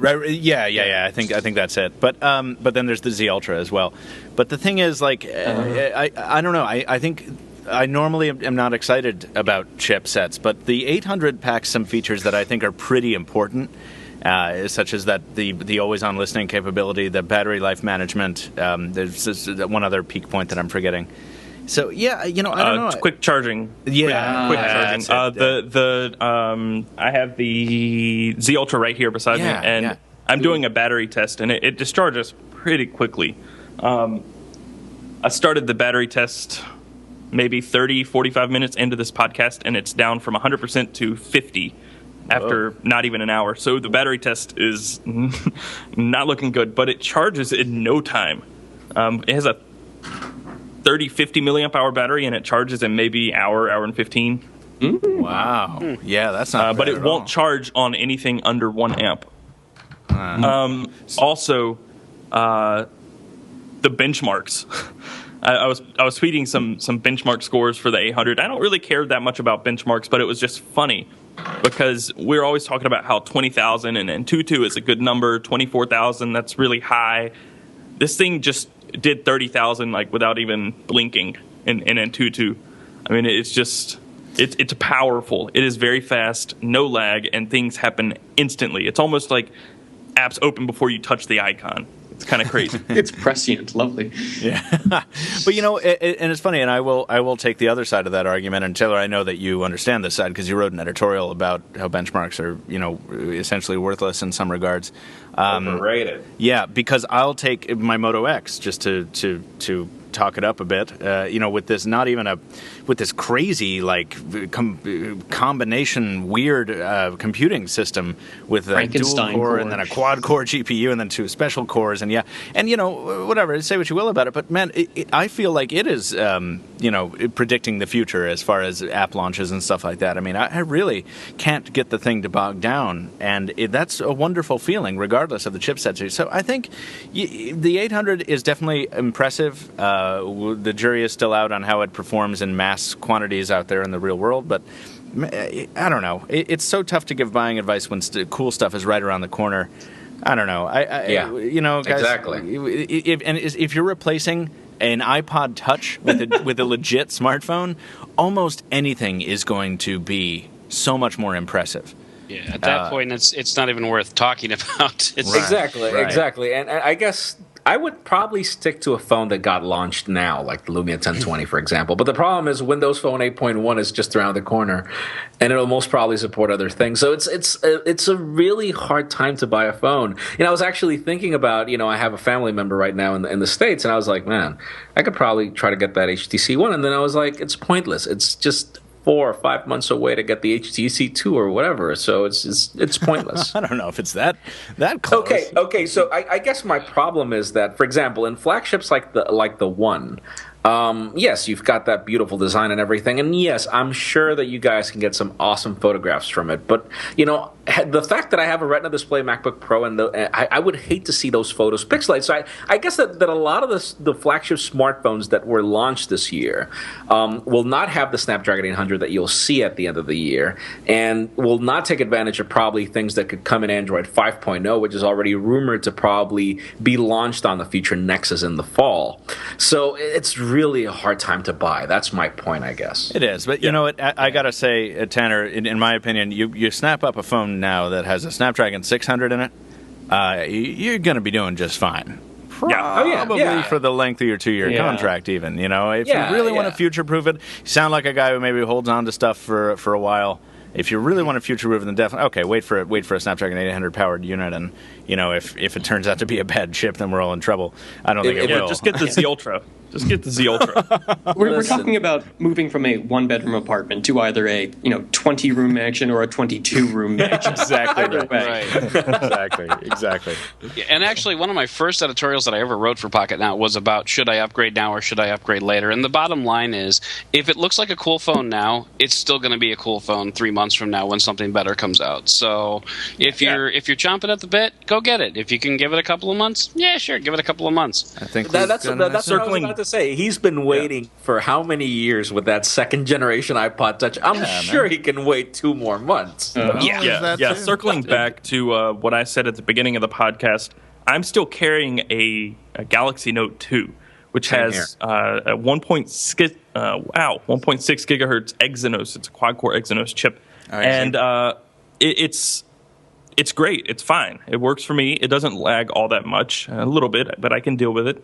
And it's great. I just enjoy it. Basically, you get a phone that is greater than the sum of its parts. Bingo. Chipsets and all the other stuff, they're not all important. Bingo. I like it. I think that's a nice place to move on. Cool. Boom sound. Thank you. Boom sound. Thank you for the email, Tanner. Did I actually close up a thread? You did. Wow, I think that's a first on the show. Whoa. And you also managed to jump onto Michael's segue. Well gonna, done. Just gonna double play Taylor Martin. That's nice. I do that without thinking. See who's next in the rundown. Stephen, was that yours? Yeah, it was. Oh, That should be Taylor then. does that mean Taylor has to talk? It's all some about more? me right now. It's all about me. Boy, oh boy, this is your hour, sir. Go ahead. It always is. So I have Jonathan Michael here. He says, "Hello, Pocketnow team. I am Jonathan Michael from the Philippines. Yes. I listen to your podcast whenever I'm at the gym or walking towards my university. I really like the way you present mobile tech, so keep it up. Thank you, Jonathan." His question is, right now I own a Samsung Galaxy Note 2, which serves me pretty well in my needs, but battery life is good, but not great. I use the phone just like everyone else does, but I notice shorter battery life. I tried yanking some apps, not using live wallpapers, to turn on airplane mode when there's no signal, and to turn off background data for some apps. In fact, just watching a 20-minute YouTube video via LTE, unlimited data is still available in my country, can reduce battery life from 100 to 90%. So I basically charge my phone twice a day, and charging my phone is a pain in the arse because it takes so long to charge. I would like to ask, what are the emerging battery technologies right now that I can increase capacity while reducing charge times? I can imagine a future where an 8,000 milliamp hour battery can be fit into a smaller form factor and charges in only 30 minutes. This is long, sorry. But it seems to me that OEMs can do wonders with screen technology, but batteries can't catch up, and I'm pretty much aware that screens are the biggest battery hogs. Thanks, and I would love to be part of the podcast mail. Can I tell you? That was long. Can I tell you, Taylor? I tried to follow along with your email reading, but I failed 3 times in a row because I clicked on 3 separate emails that were not this one from Jonathan Michael. From Jonathan So, Michael. Jonathan, you are just penning actually, away. I was going to take a Jonathan Michael email too. Actually, let me see if that's true for me too. Yeah. Wow, that's a whole lot of stuff. That's a lot of information. Yeah, but Taylor, hone it down for us. Yeah, he's getting to one point. Battery life is not great. We've been saying it for a long time, and one of the biggest things that I harp on is terrible battery life. Wow, and he's got a Note 2. He's got a Note 2. Yeah, but the Note 2 is not invulnerable. I've been disappointed with mine and its battery life recently, actually. Yeah, my battery life on the Note 2 is not amazing. It lasts me a full day when I don't use it all the time, which I don't because I use 2 phones. But when I'm using it full time, the battery will just drop off. And just like any other phone, it doesn't last that long. Mm-hmm. But it used to, though. 2 I'm annoyed things. At that. Go ahead. For your Note 2, if you don't mind carrying a slightly bigger phone, Tony reviewed a 5,000, 6,000 milliamp hour battery for the Note 2. There are smaller ones. Yeah. Well, the point is there are it's a Mugen power. I'm sorry. Can I tell you? It was a Mugen one, right? Yeah. Yeah, I watched Tony putting together this deal at Barcelona. We were talking to a guy who has a relationship with Mugen, and he was kind of, Tony was like, what is this? And the guy's telling him, he's like, yeah, it's a 5,000 or 6,000 milliamp hour pack. It's big. And I'm just watching Tony listen to it, and he's like, yes, I will try this. He was so excited. Oh, yes. Yeah. So there's more than just the Mugen power. There are anywhere from 4,000 to probably, I think, 9,000 milliamp hour batteries for the Note 2. Jeez. Yeah, they're enormous. Take a cross-country road trip with on it. that. Yeah, if you can deal with it, you can get a phone that'll last 3 or 4 days on a single charge. So there is that. But the question that I really want to answer here, not necessarily the other, because every phone suffers from all the same problems with battery life, or at least most of them do. The question I want to address here is, what are the emerging battery technologies right now that can increase capacity while reducing charge times? And the answer to that is graphene. There are batteries that they're not in mass production just yet, but they're on the horizon. But what it does is it charges the entire battery simultaneously. So a normal battery charges 1 cell at a time from the innermost to the outermost cells. And that means it takes an hour, 2 hours to charge a 2,000, 3,000 milliamp hour battery. So it's kind of like if you're holding like a hose and you're filling up a bucket, it starts from the bottom and just kind of works its way up. Yeah. Okay. The way graphene works is like taking one bucket and filling it with another bucket and just dumping all the water in at once, basically. Nice. So it charges all the cells simultaneously, and it takes a few seconds. So you could charge your phone fully in 10 seconds, under a minute. I'll say under a minute. But they're saying that this could be used in anything from electronic vehicles. You could charge your vehicle in a minute, 2 minutes. So it'd be like going to a gas pump, even quicker. And then cell phones, it would take just no time. And with graphene, you could cram more battery into the device. With your integrated cells, you kind of still have to have this like rectangular form-fitted battery. With graphene, you could make it basically whatever shape, and it all charges very quickly. So that's what's on the horizon. I don't know that necessarily will change the capacity or how long the device stays charged. We'll still probably be dealing with 3,000 to 4,000 milliamp hour batteries.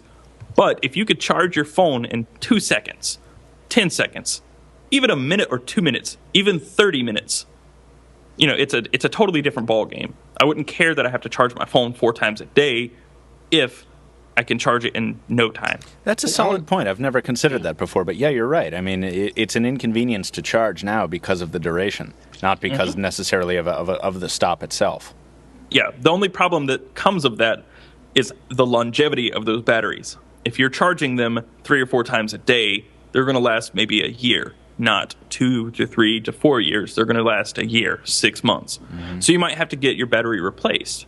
But to me, it would be worth it. If it costs $60 to have an internal battery replaced, so if manufacturers started offering something like that, if it costs $60 for me to replace the battery in 6 months, but it only took me 10 seconds to charge it and I had to charge it 4 times a day, I would be happy with that. I would be okay with paying $60 to replace the battery after 6 months. Yeah, but how long is the turnaround time on that? I don't know. Yeah, I mean, probably 2 or 3 days. You don't care because you have 14 other phones to use. I mean, a lot of people out there are just using a single phone, and if they have an older phone, then it's probably not the same SIM standard. I mean, like people can't afford to give up their phone for a couple days. It's a fair point, but still, I would rather have to deal with that than a phone that lasts half a day and takes 2 hours, 3 hours to charge. Aren't these batteries certified for like 1,000 cycles?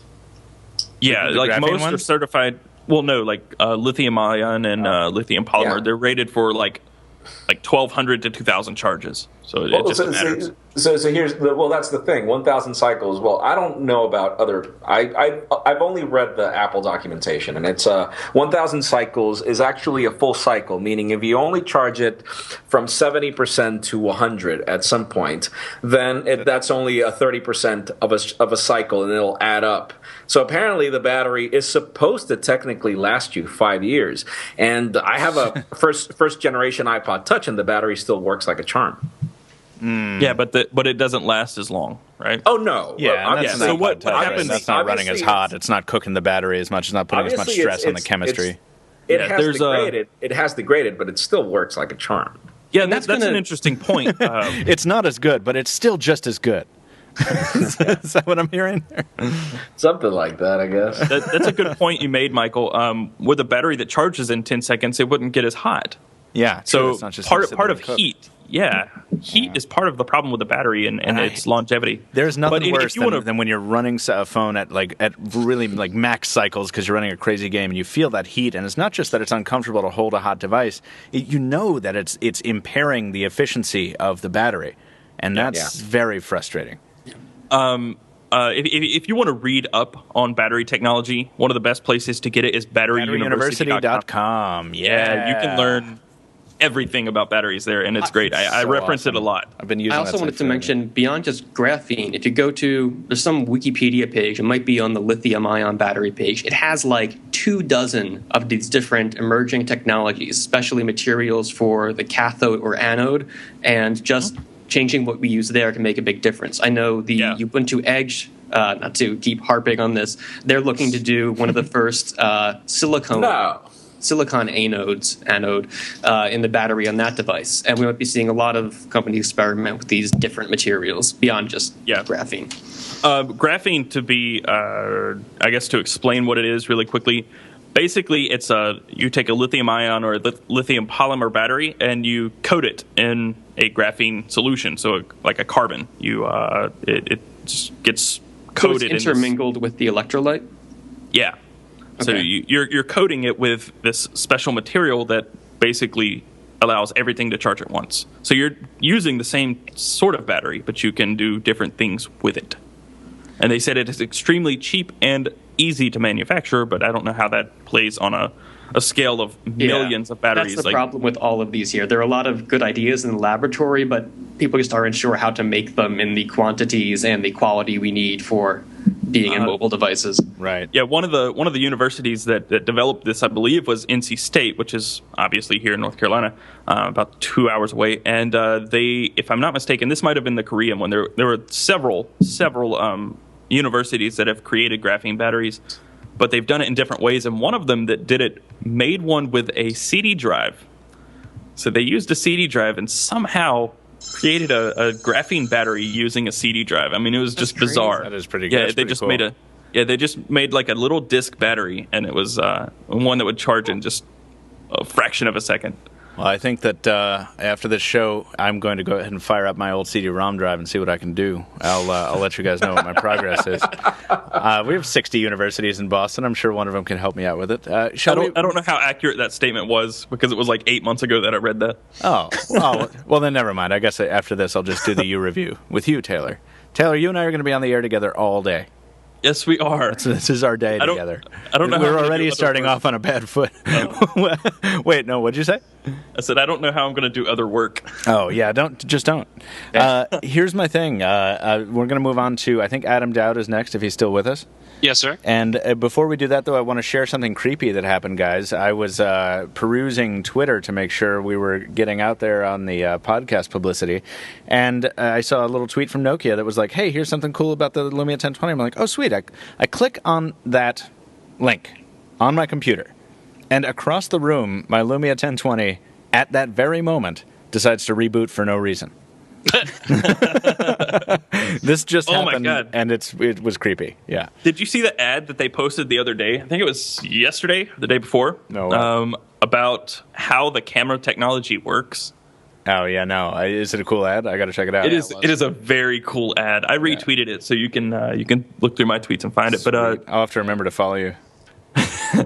Yeah, it's really cool. You see like all these light particles moving through the sensor and going through all the Carl Zeiss lenses, and it basically shows the process of how an image is captured. It's really That's cool. You know, after 2 days of exposure to the 808 PureView, I'm already getting hipster about the 1020. I was just about to be like, oh, does it show all the noise in that sensor, bro? Because there's a lot. Oh, no, Lord. I'm really, really joking. I still love my 1020. All right, so let's go. Adam Doud. Okay. Move on. Yeah, it's funny. I'm just going to toss this in there real quick. I'm going to break the rules. Jonathan Michael, like you mentioned before, actually sent us like 3 different emails. But the last email that he sent... 4 to be exact. Okay. Well, the last email that he sent, love this. It says, hi, Pocketnow team. Just for another follow-up question. Would you agree if Nokia would make a truly waterproof case up to 50 feet, it would be awesome? Yes. Just imagine the shark attack videos popping up on YouTube. Yeah. So, I just wanted to toss it out there. I thought that was awesome. Yeah, I've got a piece cooking up about underwater cameras on phones that I'm really looking forward to. I should mention that at 50 feet, visibility would be pretty rough unless you were in the islands. Yeah. But Can I just say that I want like interchangeable lenses for my 1020? Like I have the Olo clip. I have the Olo clip for the iPhone, and that's one of the things I miss every time I switch away from my iPhone is the Olo clip. Yeah. Like I want that. I know that same design wouldn't work for the 1020, but something like that would attach to the camera grip would be amazing. And how is that? How's your experience been with that? What, the camera grip? I don't have it yet. No. With those Olo clips, I've heard about them so much, and I've seen them, but I've never actually used one. Sorry, Adam. I tried, man. I tried, buddy.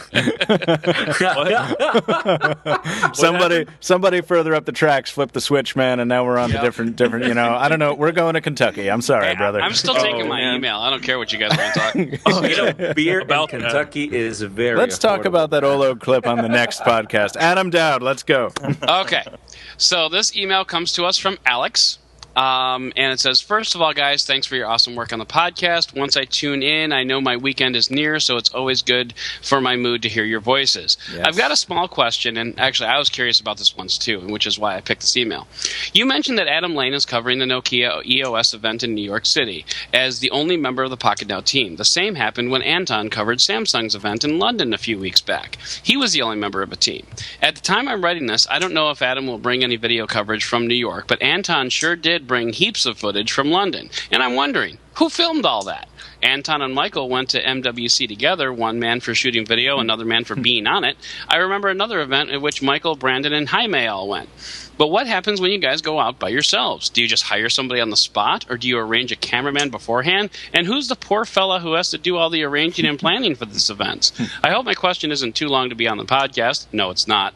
I'm sure you guys will understand my difficulties in keeping my writing short, nice and short. Haha. Greetings from your loyal listener from the Netherlands, Alex. And I just want to toss out there that the reason I picked this email was because I asked that question once before, and also because Alex is from the Netherlands, and I have a good friend of mine from the Netherlands, hi Ants, who is in town right now. So I just wanted to toss out a little shout out. So cool. That is awesome. Yeah. So this is cool. I was just thinking about this because I just covered two events back to back. The first was the Moto X event where I was alone. The second was the LG G2 event where I was with an LG G2 event where I was with Adam Lane. And LGG2. So going to events alone is exhilarating, but it's also... It's horrible. Yeah, it's not fun. Like it's horrible. I shouldn't say it's not fun. It is fun. Wait, you did CES by yourself? I did CES 2012 by myself. You're kidding me. I did CES 2013 by myself. That was horrible. Why do you think I was like, listen, if we are not going to be three of us in this event, forget it. Yeah. Because... I did 2013 CES by myself. Yeah, Taylor, you were. So this is when Taylor and Pocketnow started what are you talking about? What are you talking about? You had us. Come on, you had us. Taylor hung out with us the whole time, and that was great. But man, I looked at your face half the time. I was like, Taylor is having a rough go of it because it's not even just a single announcement; it's CES. Like there's so much to cover, and then you got like abandoned in the middle of it by the one guy you were there with, right? Yeah. So. Okay, so before I went to CES, I was there for Phone Dog. I was working at Phone Dog at the time, and I went to probably like 7 one-off events in New York and different places before the end of the year, so end of 2012. And the way I did it, just quickly to touch on that to answer this guy's question, the way I did it, I would just We're not here to answer questions. Are you crazy? I would set up a tripod and just... set up the tripod facing down towards my hands and record, or hold the camera with one hand against my chest to stabilize it. Yeah, I hate doing that. It's the worst. But I would hold it against my chest and shoot the phone because my mouth would be right above the mic, and So I mean, it was it's interesting. But yes, at CES, I took a friend of mine, I guess it was a former friend. He doesn't even speak to me now, and he tried to sue me. But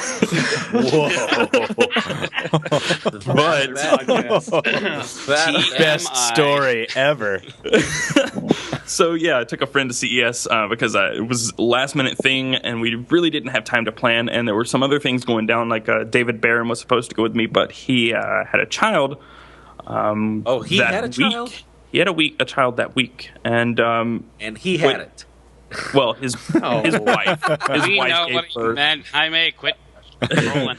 So yeah, I was covering CES by myself, and I had I think like 20 or 30 scheduled events, like and meetings on my little planner, like agenda for. And you made it 3 to days. most of them too. I mean, you made it to a lot of them.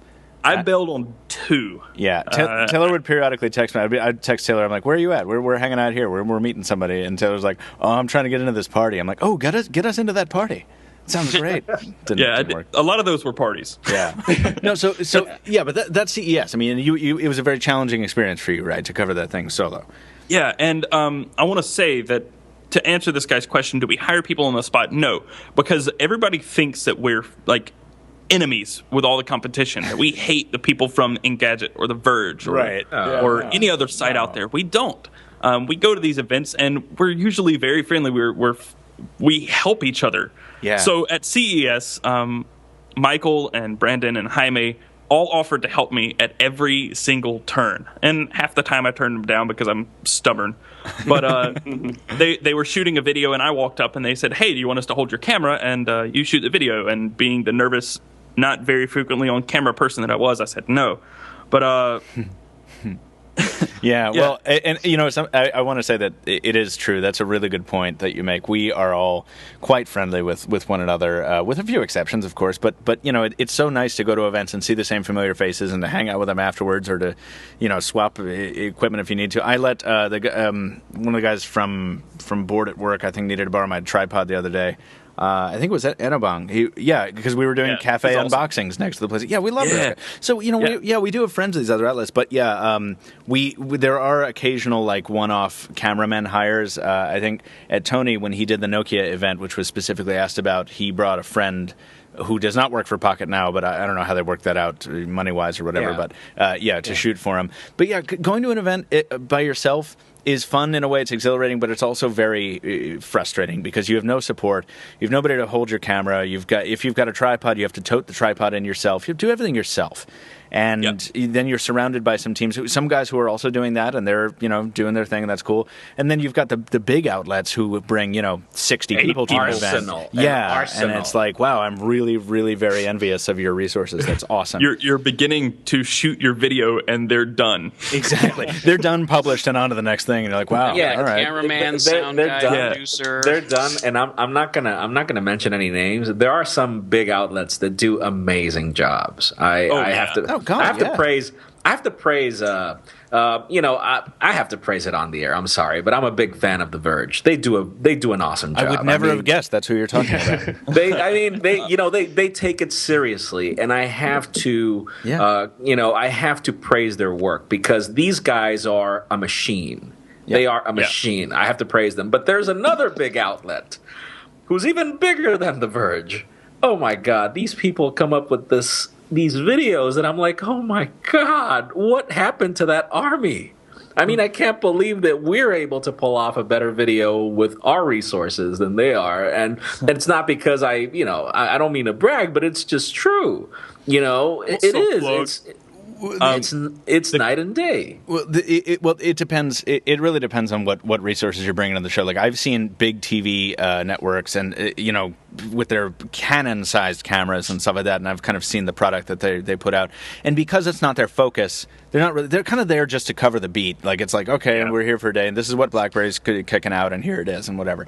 But we have a pretty laser sharp focus on what we like. And when we go to events, I just was telling Adam about this the other day because Adam Lane and I had not covered an event together yet, but he's sitting next to me and he's like, he came in. I'm like, yeah, I'm sorry, we're all the way in the back, but we really, since we don't live vlog, since we don't really need to get close-up shots of what's happening on stage, I like to be in the back of the theater right next to the door, because the minute the event ends, you run out to the demo floor and get hands-on time with the devices. And if you're stuck in the front row, you never make it. And that's why it's good to have multiple people. That's why it's good to have like 10 people, because you can all right, you guys get in the back, you get the hammers, whatever, we'll be up front, we'll be live blogging, whatever. Well, Pocketnow only has 9 people, and we're spread all over the globe, so... And half just of those people with the big outlets, they get hands-on time before the demo. That's open anyway. True. But there's some imbalance there. But I think the craziest event for me, the craziest day, was I don't think you were there, Michael. It was the 920 event and the Droid Razor and Droid Razor Max event, or the Razor HD. Adam went to those 2 events that happened the same day.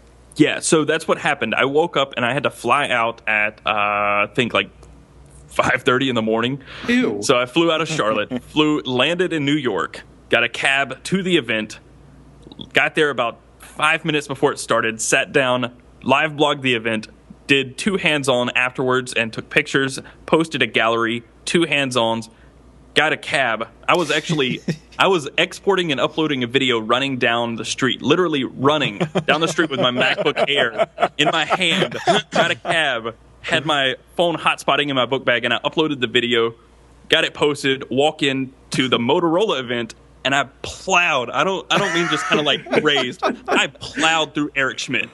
Really? Yes. Oh, that's right. That's when you ran into him. Yeah. Yeah, I just plowed through Eric Schmidt. I'm like, oh crap! Like, what just happened? Because he looked at me like I just shot him in the foot or something. Like, and I'm just like, oh God. I'm like 15 minutes late for the event, and I go get a seat.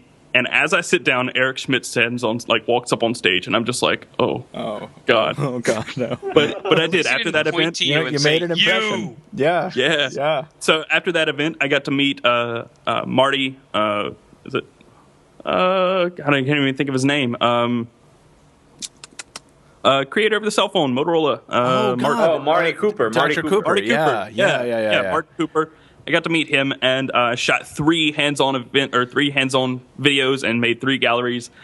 Left the event, got on a plane, went home, and went to sleep. You are ridiculous. I want to see this whole thing condensed into a Vine video. Me too. Oh my God! Yes, the craziest day of my life. That's another fun thing you can do, guys. You can when we do the Pocketnow Insider videos, if you have more than one person on the ground, you can be shooting over the shoulder of the other dudes, and you can get a sense for the frenetic pace of these things because you're just like power walking between stuff, and you're like blasting through groups of people, and you're fighting. You're fighting to get the devices. Obviously, you're not the only one. The table's not empty. And just to add, because he was asking about the planning purpose. Usually, it depends on who's going to the events. Like, for example, the major events, usually Tony goes to them in Europe. And, we usually planned very much in ahead who's going to accompany Tony to these events. Yeah. And then CES, I guess I've become like the resident goer. And yeah, we, just to give you an idea, we do have a schedule. We do get press invitations, probably 2 weeks in advance. And then we arm a schedule. We actually plan for who's going to go to which and how are we going to handle these, because most of these happen at the same time. And, probably our biggest challenge, forget about the fact that you have to go cover all these events. How do you upload all those videos when you have 1 million people in the same building? Yeah. All uploading the same videos. Everybody's trying to upload video. Yeah. So you have no idea, man. For example, for CES, we had phones on every carrier, each of us. We had hotspots on every carrier. We had iPads that we only took there just because you get 12 hours of hotspot on those things. But the networks are slammed too, and they can't.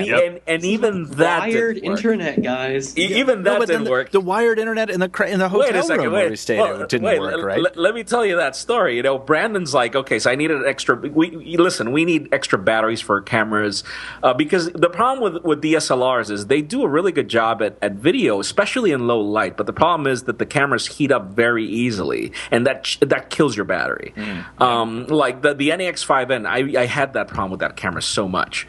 And so, for example, I called Brandon like the day before I got to Vegas, and I'm like, listen, I'm going to go buy the battery, and I'm going to go buy a dongle for Ethernet for my Retina display MacBook Pro. And he's like, why are you going to buy a dongle? I'm not going to pay for that. Don't put that in your expense account. And I'm like, I am going to buy the dongle. I am not going to go there and see what happens. And the Wi-Fi at the press room was slammed. Oh my! It was slammed. I remember when I came up with the dongle, and I just showed it to Brandon, and he's like, "You're a genius." That single piece of $30 equipment saved the whole coverage. Because CES was crazy enough. I mean, we had to rent a car this time because last year, forget about fighting with people to get to events. Getting to the damn events with 100 people making a line to get a cab was bad enough. Yeah. No, you don't get a cab in Vegas. You use the train. Listen, there were another 500 people trying to get on those things. Last year was insane. It was insane, but I got a train pass on day one, and got a 5-day train pass, and it cost me like $30. The problem was not the train pass; it was the lines you had to make to get there. This is the logistics of like getting around in a big city when there's a huge event, right? And we've talked about this a little bit, and I understand it was a little worse when CES also overlapped with the Adult Film Industry Expo, which we've talked about before on the podcast as well. Yeah, so I do, guys. I love the Pocketnow Insider chat on this, but we should move on to 2 more emails before we go. So, did we cover all of Alex's questions here? Who filmed all that? One man for shooting video. What happens when you go out by yourselves? Yeah, and then the planning. Yeah. I just want to say that Jaime is a stand-up guy. He was the competition at CES 2013, and he uploaded Fawn Dog's videos. Oh, yeah. Well, and and you know, that's I think that's a nice note to end on, actually, because it is true. It can't be said enough. I watch a really trashy show on Spike TV called Bar Rescue, and John Taffer hosts it, and he brings these restaurateurs around in one particular episode to their competition, and there's some confusion as to why he's bringing these other restaurant owners to their competing outlets, to these competing bars. And John Taffer has this great line where he's like, "Listen, there's no reason we have to be hostile. There's room for everybody here." And that's kind of what mobile tech reporting is like. Yeah, there are a ton of outlets. It has exploded in the past few years, but there's no reason that we have to be D's to each other. And we actually have some pretty good friends at other sites. So airlines, I worked in airlines for 15 years, and they had this saying. It's like, let the salespeople kill themselves, but operation wise, if the guy is down and he needs his plane to get out of there, you help him out. Bingo. Yeah. Exactly right. So let's. I mean, I don't like any of you guys, but sure, I love the guys. So let's move. Adam, that was an awesome pick, man. Good call on the email there. And I guess, does that mean it's my turn to pick one? Or Jaime's. Oh, is that yes? Jaime's on the rotation. Go for it. I just don't know which ones you've already picked. I'm here at the feed. They're Give flagged. me a name. Give me a name. Well, the ones that are unread are open. Okay, Steve Park is the first one. Okay. Hello, Pocketnow team. I have to correct something I said in my listener mail if you read it. LTE is actually faster than LTE. Right. Have we already read this? To get into details. So he's going to rewrite his question. What do you think carriers should be allowed to advertise such things that are fake or only available in the labs? They shouldn't. They shouldn't sell you what they're not offering. I feel like. Yeah. So I guess the gist of this is that the ads that they're seeing in South Korea, I believe this is, are depicting LTE Advanced as being faster than Ethernet, which is kind of a not like, I mean. Well. Yeah, it depends on what the Ethernet is connected to. It depends on the network the Ethernet is connected to. Oh yeah. Exactly, Ultimately, Ethernet's only 10 megabit. What's that now? Original Ethernet's only 10 megabit. Right, but there's a more. True. But there's a more advanced standard than that, right? For Ethernet, right? It's up to 100 or more. Gigabit, right? even. Yeah.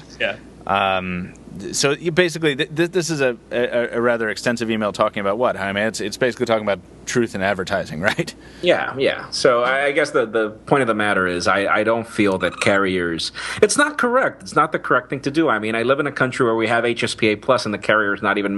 They're not promoting it. I mean, it's just part of their service. That's actually what they're getting paid to do. They shouldn't boast over something they're not really offering. That's my way of seeing it. Yeah. So there's always this, Steve. I don't know how it is in South Korea, generally speaking, but you know, in the States.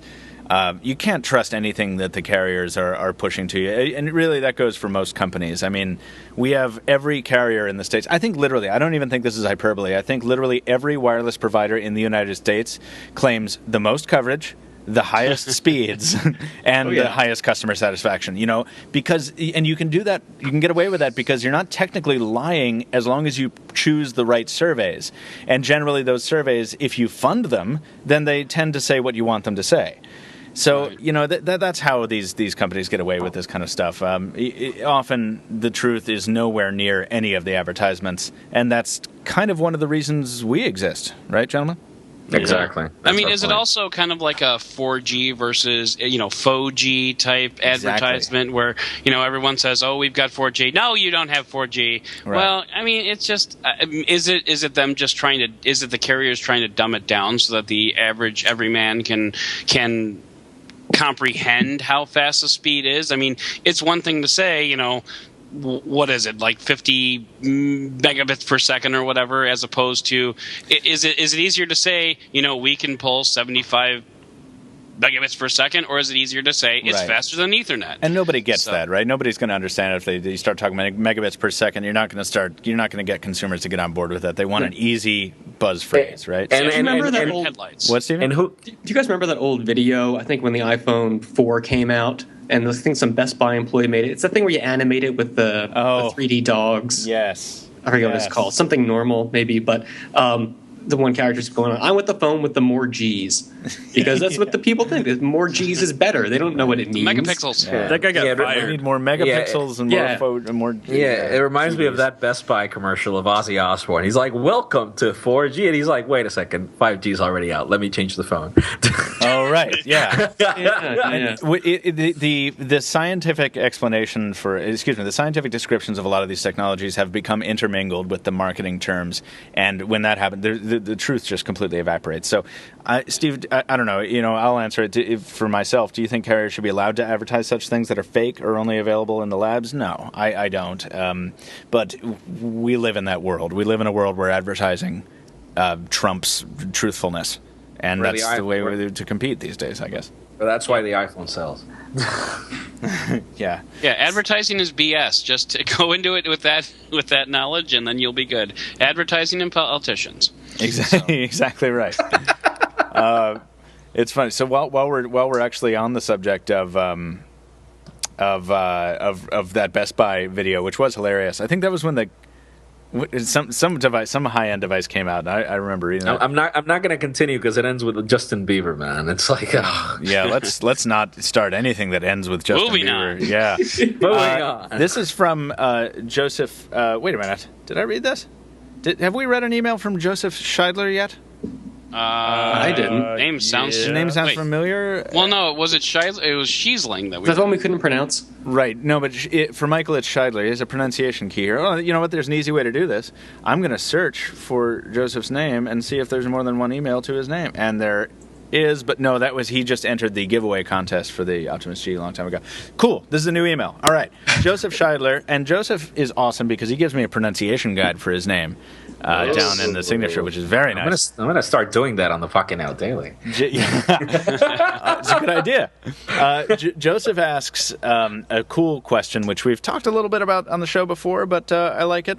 Hey, Pocketnow crew, I was wondering what your thoughts on cell phone retail reps is.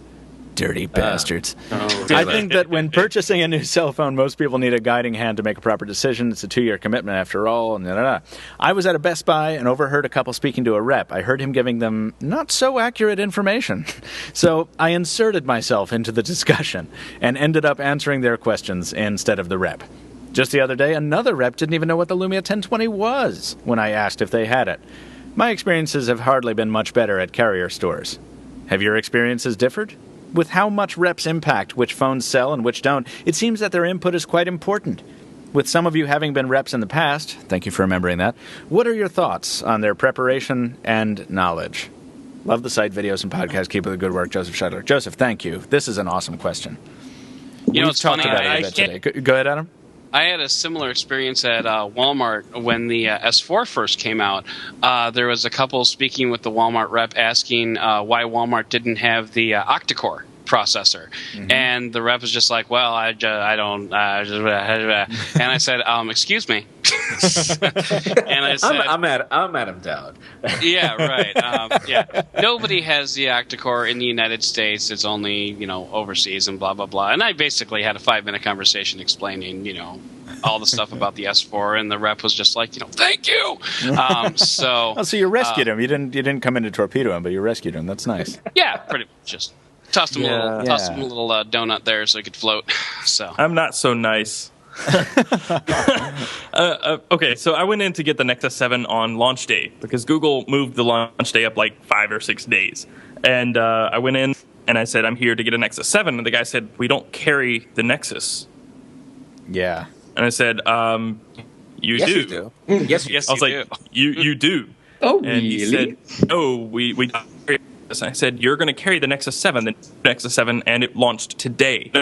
You had them in stock. Check your inventory. And he ended up having almost 60, had 58 on hand. And I just kind of laid into him from. Is Taylor's internet breaking up for any of y'all? Yes. Yeah, Taylor, you're having some bandwidth problems over there. Yay! Because I was having the same problem like you guys are cutting out every couple of seconds. Yeah. Maybe your internet's caught in traffic. Yeah. So you recounted that tale 2 weeks ago when you went to buy the Lumia 1020 because that was what you were there for, right? Yeah. Yeah. Yeah.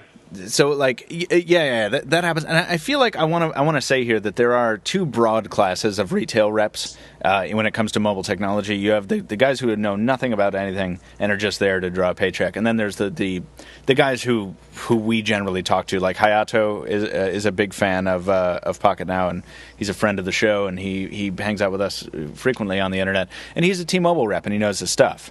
And when I was a Sprint Nextel rep, I knew my stuff. And I remember I worked with some people who were really great and really knew their stuff, and I worked with some people who were not so great. And I was working with a good friend of mine one time, and he was somebody came in and a customer did one of those questions like, so what makes you guys better than, AT&T or something like that? And my friend on the sales floor, who also worked for Sprint Nextel, was like, well, one of the things, is that we use satellites and the other guys don't use satellites. I'm like, and at the time I kind of threw decorum out the window and I didn't mean to, but I kind of threw him under the bus, and I was like, man, that's not true at all. Let me just take this.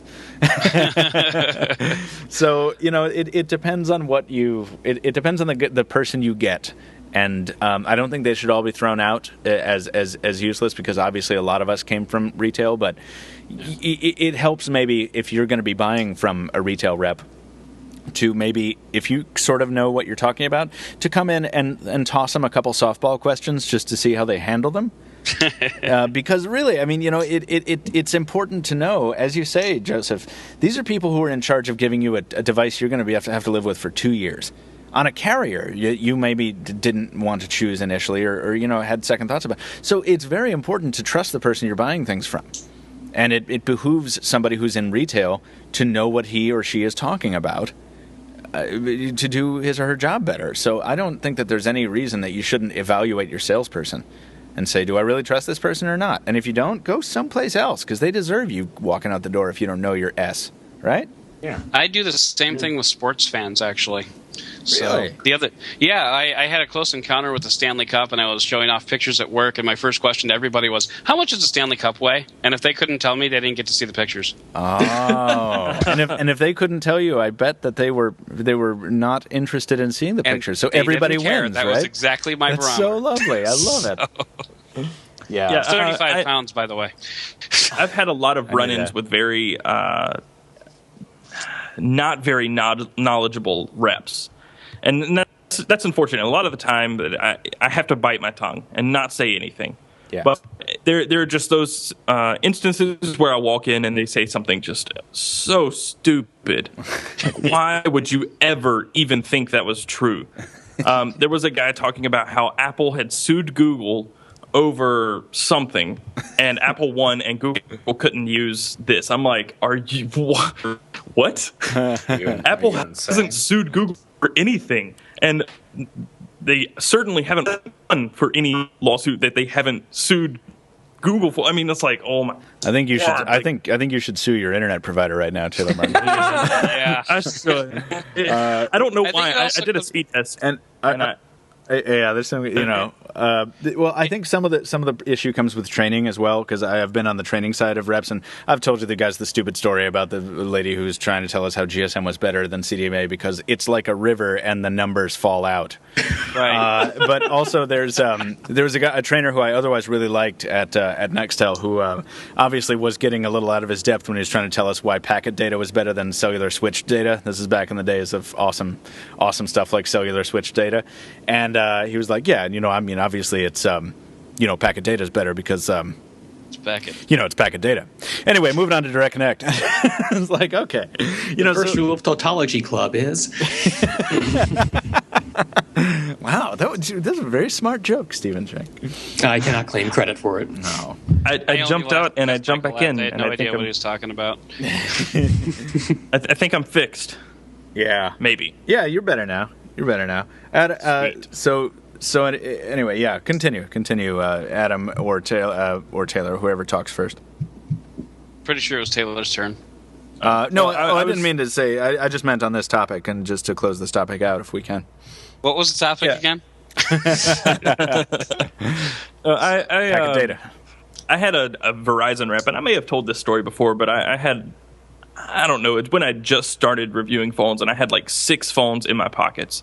It was crazy. I was doing a comparison, and I was walking in, and I I wanted to trade in a phone I had bought. I think it was a Droid Pro, and I wanted to trade it in and get a BlackBerry again.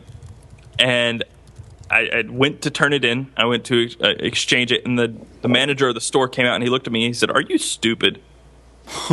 Oh, right. I'm like, why? Yeah. And he's like, "Why would you ever want to switch from an Android phone to a BlackBerry?" Yeah. And I'm like, "Because I want it, and this phone is terrible." I was like, "Try to type on this phone, like it's awful."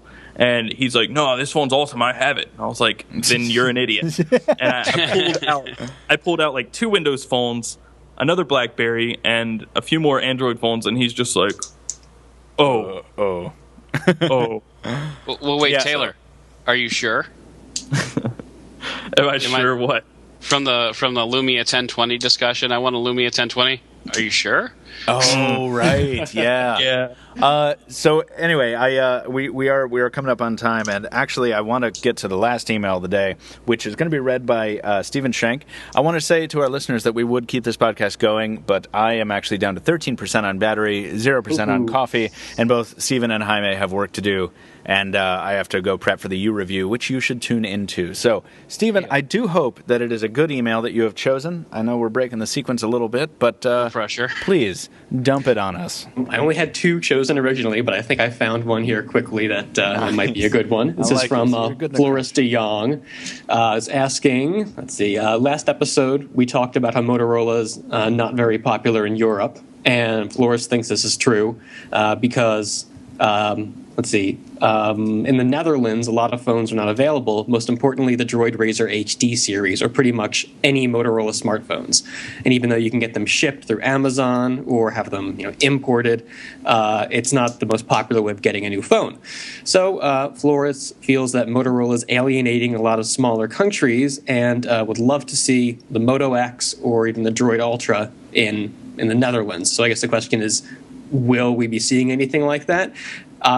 I think Motorola hasn't said that the Moto X specifically is coming to Europe. I know it said it wasn't coming to the UK.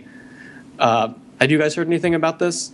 We know that it's coming to other countries, quote unquote. Yeah, but specifically about Europe, Motorola mentioned some other phone specifically designed for the European market. Yeah, they said they're going to have something different but similar to Moto X. So it might not be exactly the Droid Ultra or one of these devices you're familiar with, but you should look forward to Motorola expanding to new markets and greater prominence in Europe. Yeah, and we know they are going to be building these things at other facilities, not at the American one, because they need to be able to ship them. So I have a feeling the customization is going to come with it wherever it goes. Yeah, that's why they can't do the Moto X in another country, is because they're doing it, at least on a wide scale, worldwide, is because they want to have it to where it ships inside 4 days. Yeah. What were you saying, Jaime? I'm sorry. No, there's the Milestone brand, which is pretty much the counterpart. But I'm trying to remember where I heard that the Ultra, the Droid Ultras, were not going to be adopted as Milestones in Europe. Oh, I'm trying to remember. I did hear that. And that was a pity. That was a pity. That was a pity. Now, that said, let's just hope that this is not the next HTC first. They're still waiting for it over there. Oh, yeah. Well, this is once again, this is the new Motorola. Phone. The new Motorola is not predictable, guys. We can't look at Motorola and assume that it's going to behave the same way as the Motorola of old. I really think we will see an enhanced global presence from this. No, and this actually, brand. Motorola has never been the company to announce something and cancel it. Like HTC has done at some point. So I think we should still trust them. Let's see what happens. But I did hear that the Droid Ultra lineup would not become milestone phones, and that was a real pity. So maybe not those, but something for Europe. Yeah. I mean, Motorola is now ran by a former Google executive. So you're going to get a lot more international drive, I guess, from Motorola. Yeah. A lot more inclusion for everyone, at least hopefully, and hopefully some more unique and very impressive innovations. And of which, the Motorola X for the Moto X, for as much as people complain about its perceived lack of power, it has quite a bit of innovation inside it. And Google didn't have to use the word innovation 40 million times, like some other OEMs. We innovated this button because we moved its position. Oh wow! So I think, Stephen, thank you for finding a nice email for us to end the show on. This has been, I think this takes the crown as probably our longest ever Pocketnow Weekly, and we expected that because we had so much listener mail, and the reason for that is because we have some pretty sweet listeners. So I think, guys, we can all join in thanking everyone for. Yeah, can I interrupt? Can I interrupt in a final second? Sure, of course. Listeners, I am really sorry that I teased this as being a hangout that was going to happen today on the Pocketnow Daily. You did? It was supposed to. We had discussed it, remember? And it was the backup option if Skype didn't work. Exactly. Yeah. But that was actually before I recorded Daily. That email was before I recorded Daily, sadly. So I was expecting that was a probability because of our limit during for Skype. So I thought now we're all friendly with Skype. Now we're all cozy. Yeah, that's what I was about to say. So I'm just really sorry about that. But I know you'll love audio only. That's going to be awesome. Yeah. My timer says we've only been on call for 7 minutes and 15 seconds. So so you don't know what we're talking about. Yeah. So we're good. While we're making generic announcements, I do want to say that I promised a shout out, and I'm going to give it. If you go to the forums, if you've not been to our forums, they're pretty awesome at forums.pocketnow.com. There's a thread. I forgot the title, but I think it's something akin to. Michael Fisher safety dance. Am I right on that, Stephen? I believe that's right. Now I'm intrigued. User Polar Zombies, who goes by the same Twitter handle, I believe, Polar Zombies, has whipped up some wonderful stock footage of me from the Galaxy S4 review and put it to the tune of the safety dance. And I laughed my butt off when I saw it while walking down the sidewalk one day. So I promised a shout out because it's worth the shout out because it's a funny video. So I need to find this. You do. It's at forums.pocketnow.com. It's wonderful stuff. What category? It might be in general or Pocketnow behind the scenes, off topic possibly. I'm not sure, but maybe I'll drop a link to it in the description of the podcast. But listeners, if you are listening to this and it is not long after we've published the podcast, you should join us for today's Pocketnow U review. We will be featuring the Nokia Lumia 1020, the Moto X, and the Xperia Z Ultra. There's also a surprise device. Oh, and there's a surprise? Oh, I know what this is. Right. Oh, cool. Yeah, there's a surprise device, which is very nice, that nobody will know about because it wasn't announced. Yes. So, yeah, join us for that and watch the rebroadcast if you are listening to this podcast later in the week. We do want to thank everyone for their patience and for sending in their mail. If we didn't get to it, we're very sorry, but there was so much, and that's a wonderful problem to have. Please keep writing in. Gentlemen, thank you so much for joining me. Joe Levi, who has departed, thank you. But, gentlemen, you as well. Really had a great time on the air with you guys today. Thank you. Thank you. And you can follow all of us on Twitter. Stephen over there is at Stephen Schenck, StephenSchencck. Jaime is at Jaime_Rivera. Taylor is at CasperTech, CasperTek. Adam Doud is at Dead Technology. Joe Levi is at Joe Levi. And as always, you can find me at Captain Two Phones. Follow Pocketnow officially at Pocketnow on Twitter, as Pocketnow on Instagram, Facebook, and Google+. You can leave us a review on iTunes or Xbox Music. And if you have a topic, question, or suggestion for the podcast, or you just want to say hello, email us at podcast@pocketnow.com. Thanks for listening. We'll see you next time. See you later. What are you wearing? See ya. And it got creepy.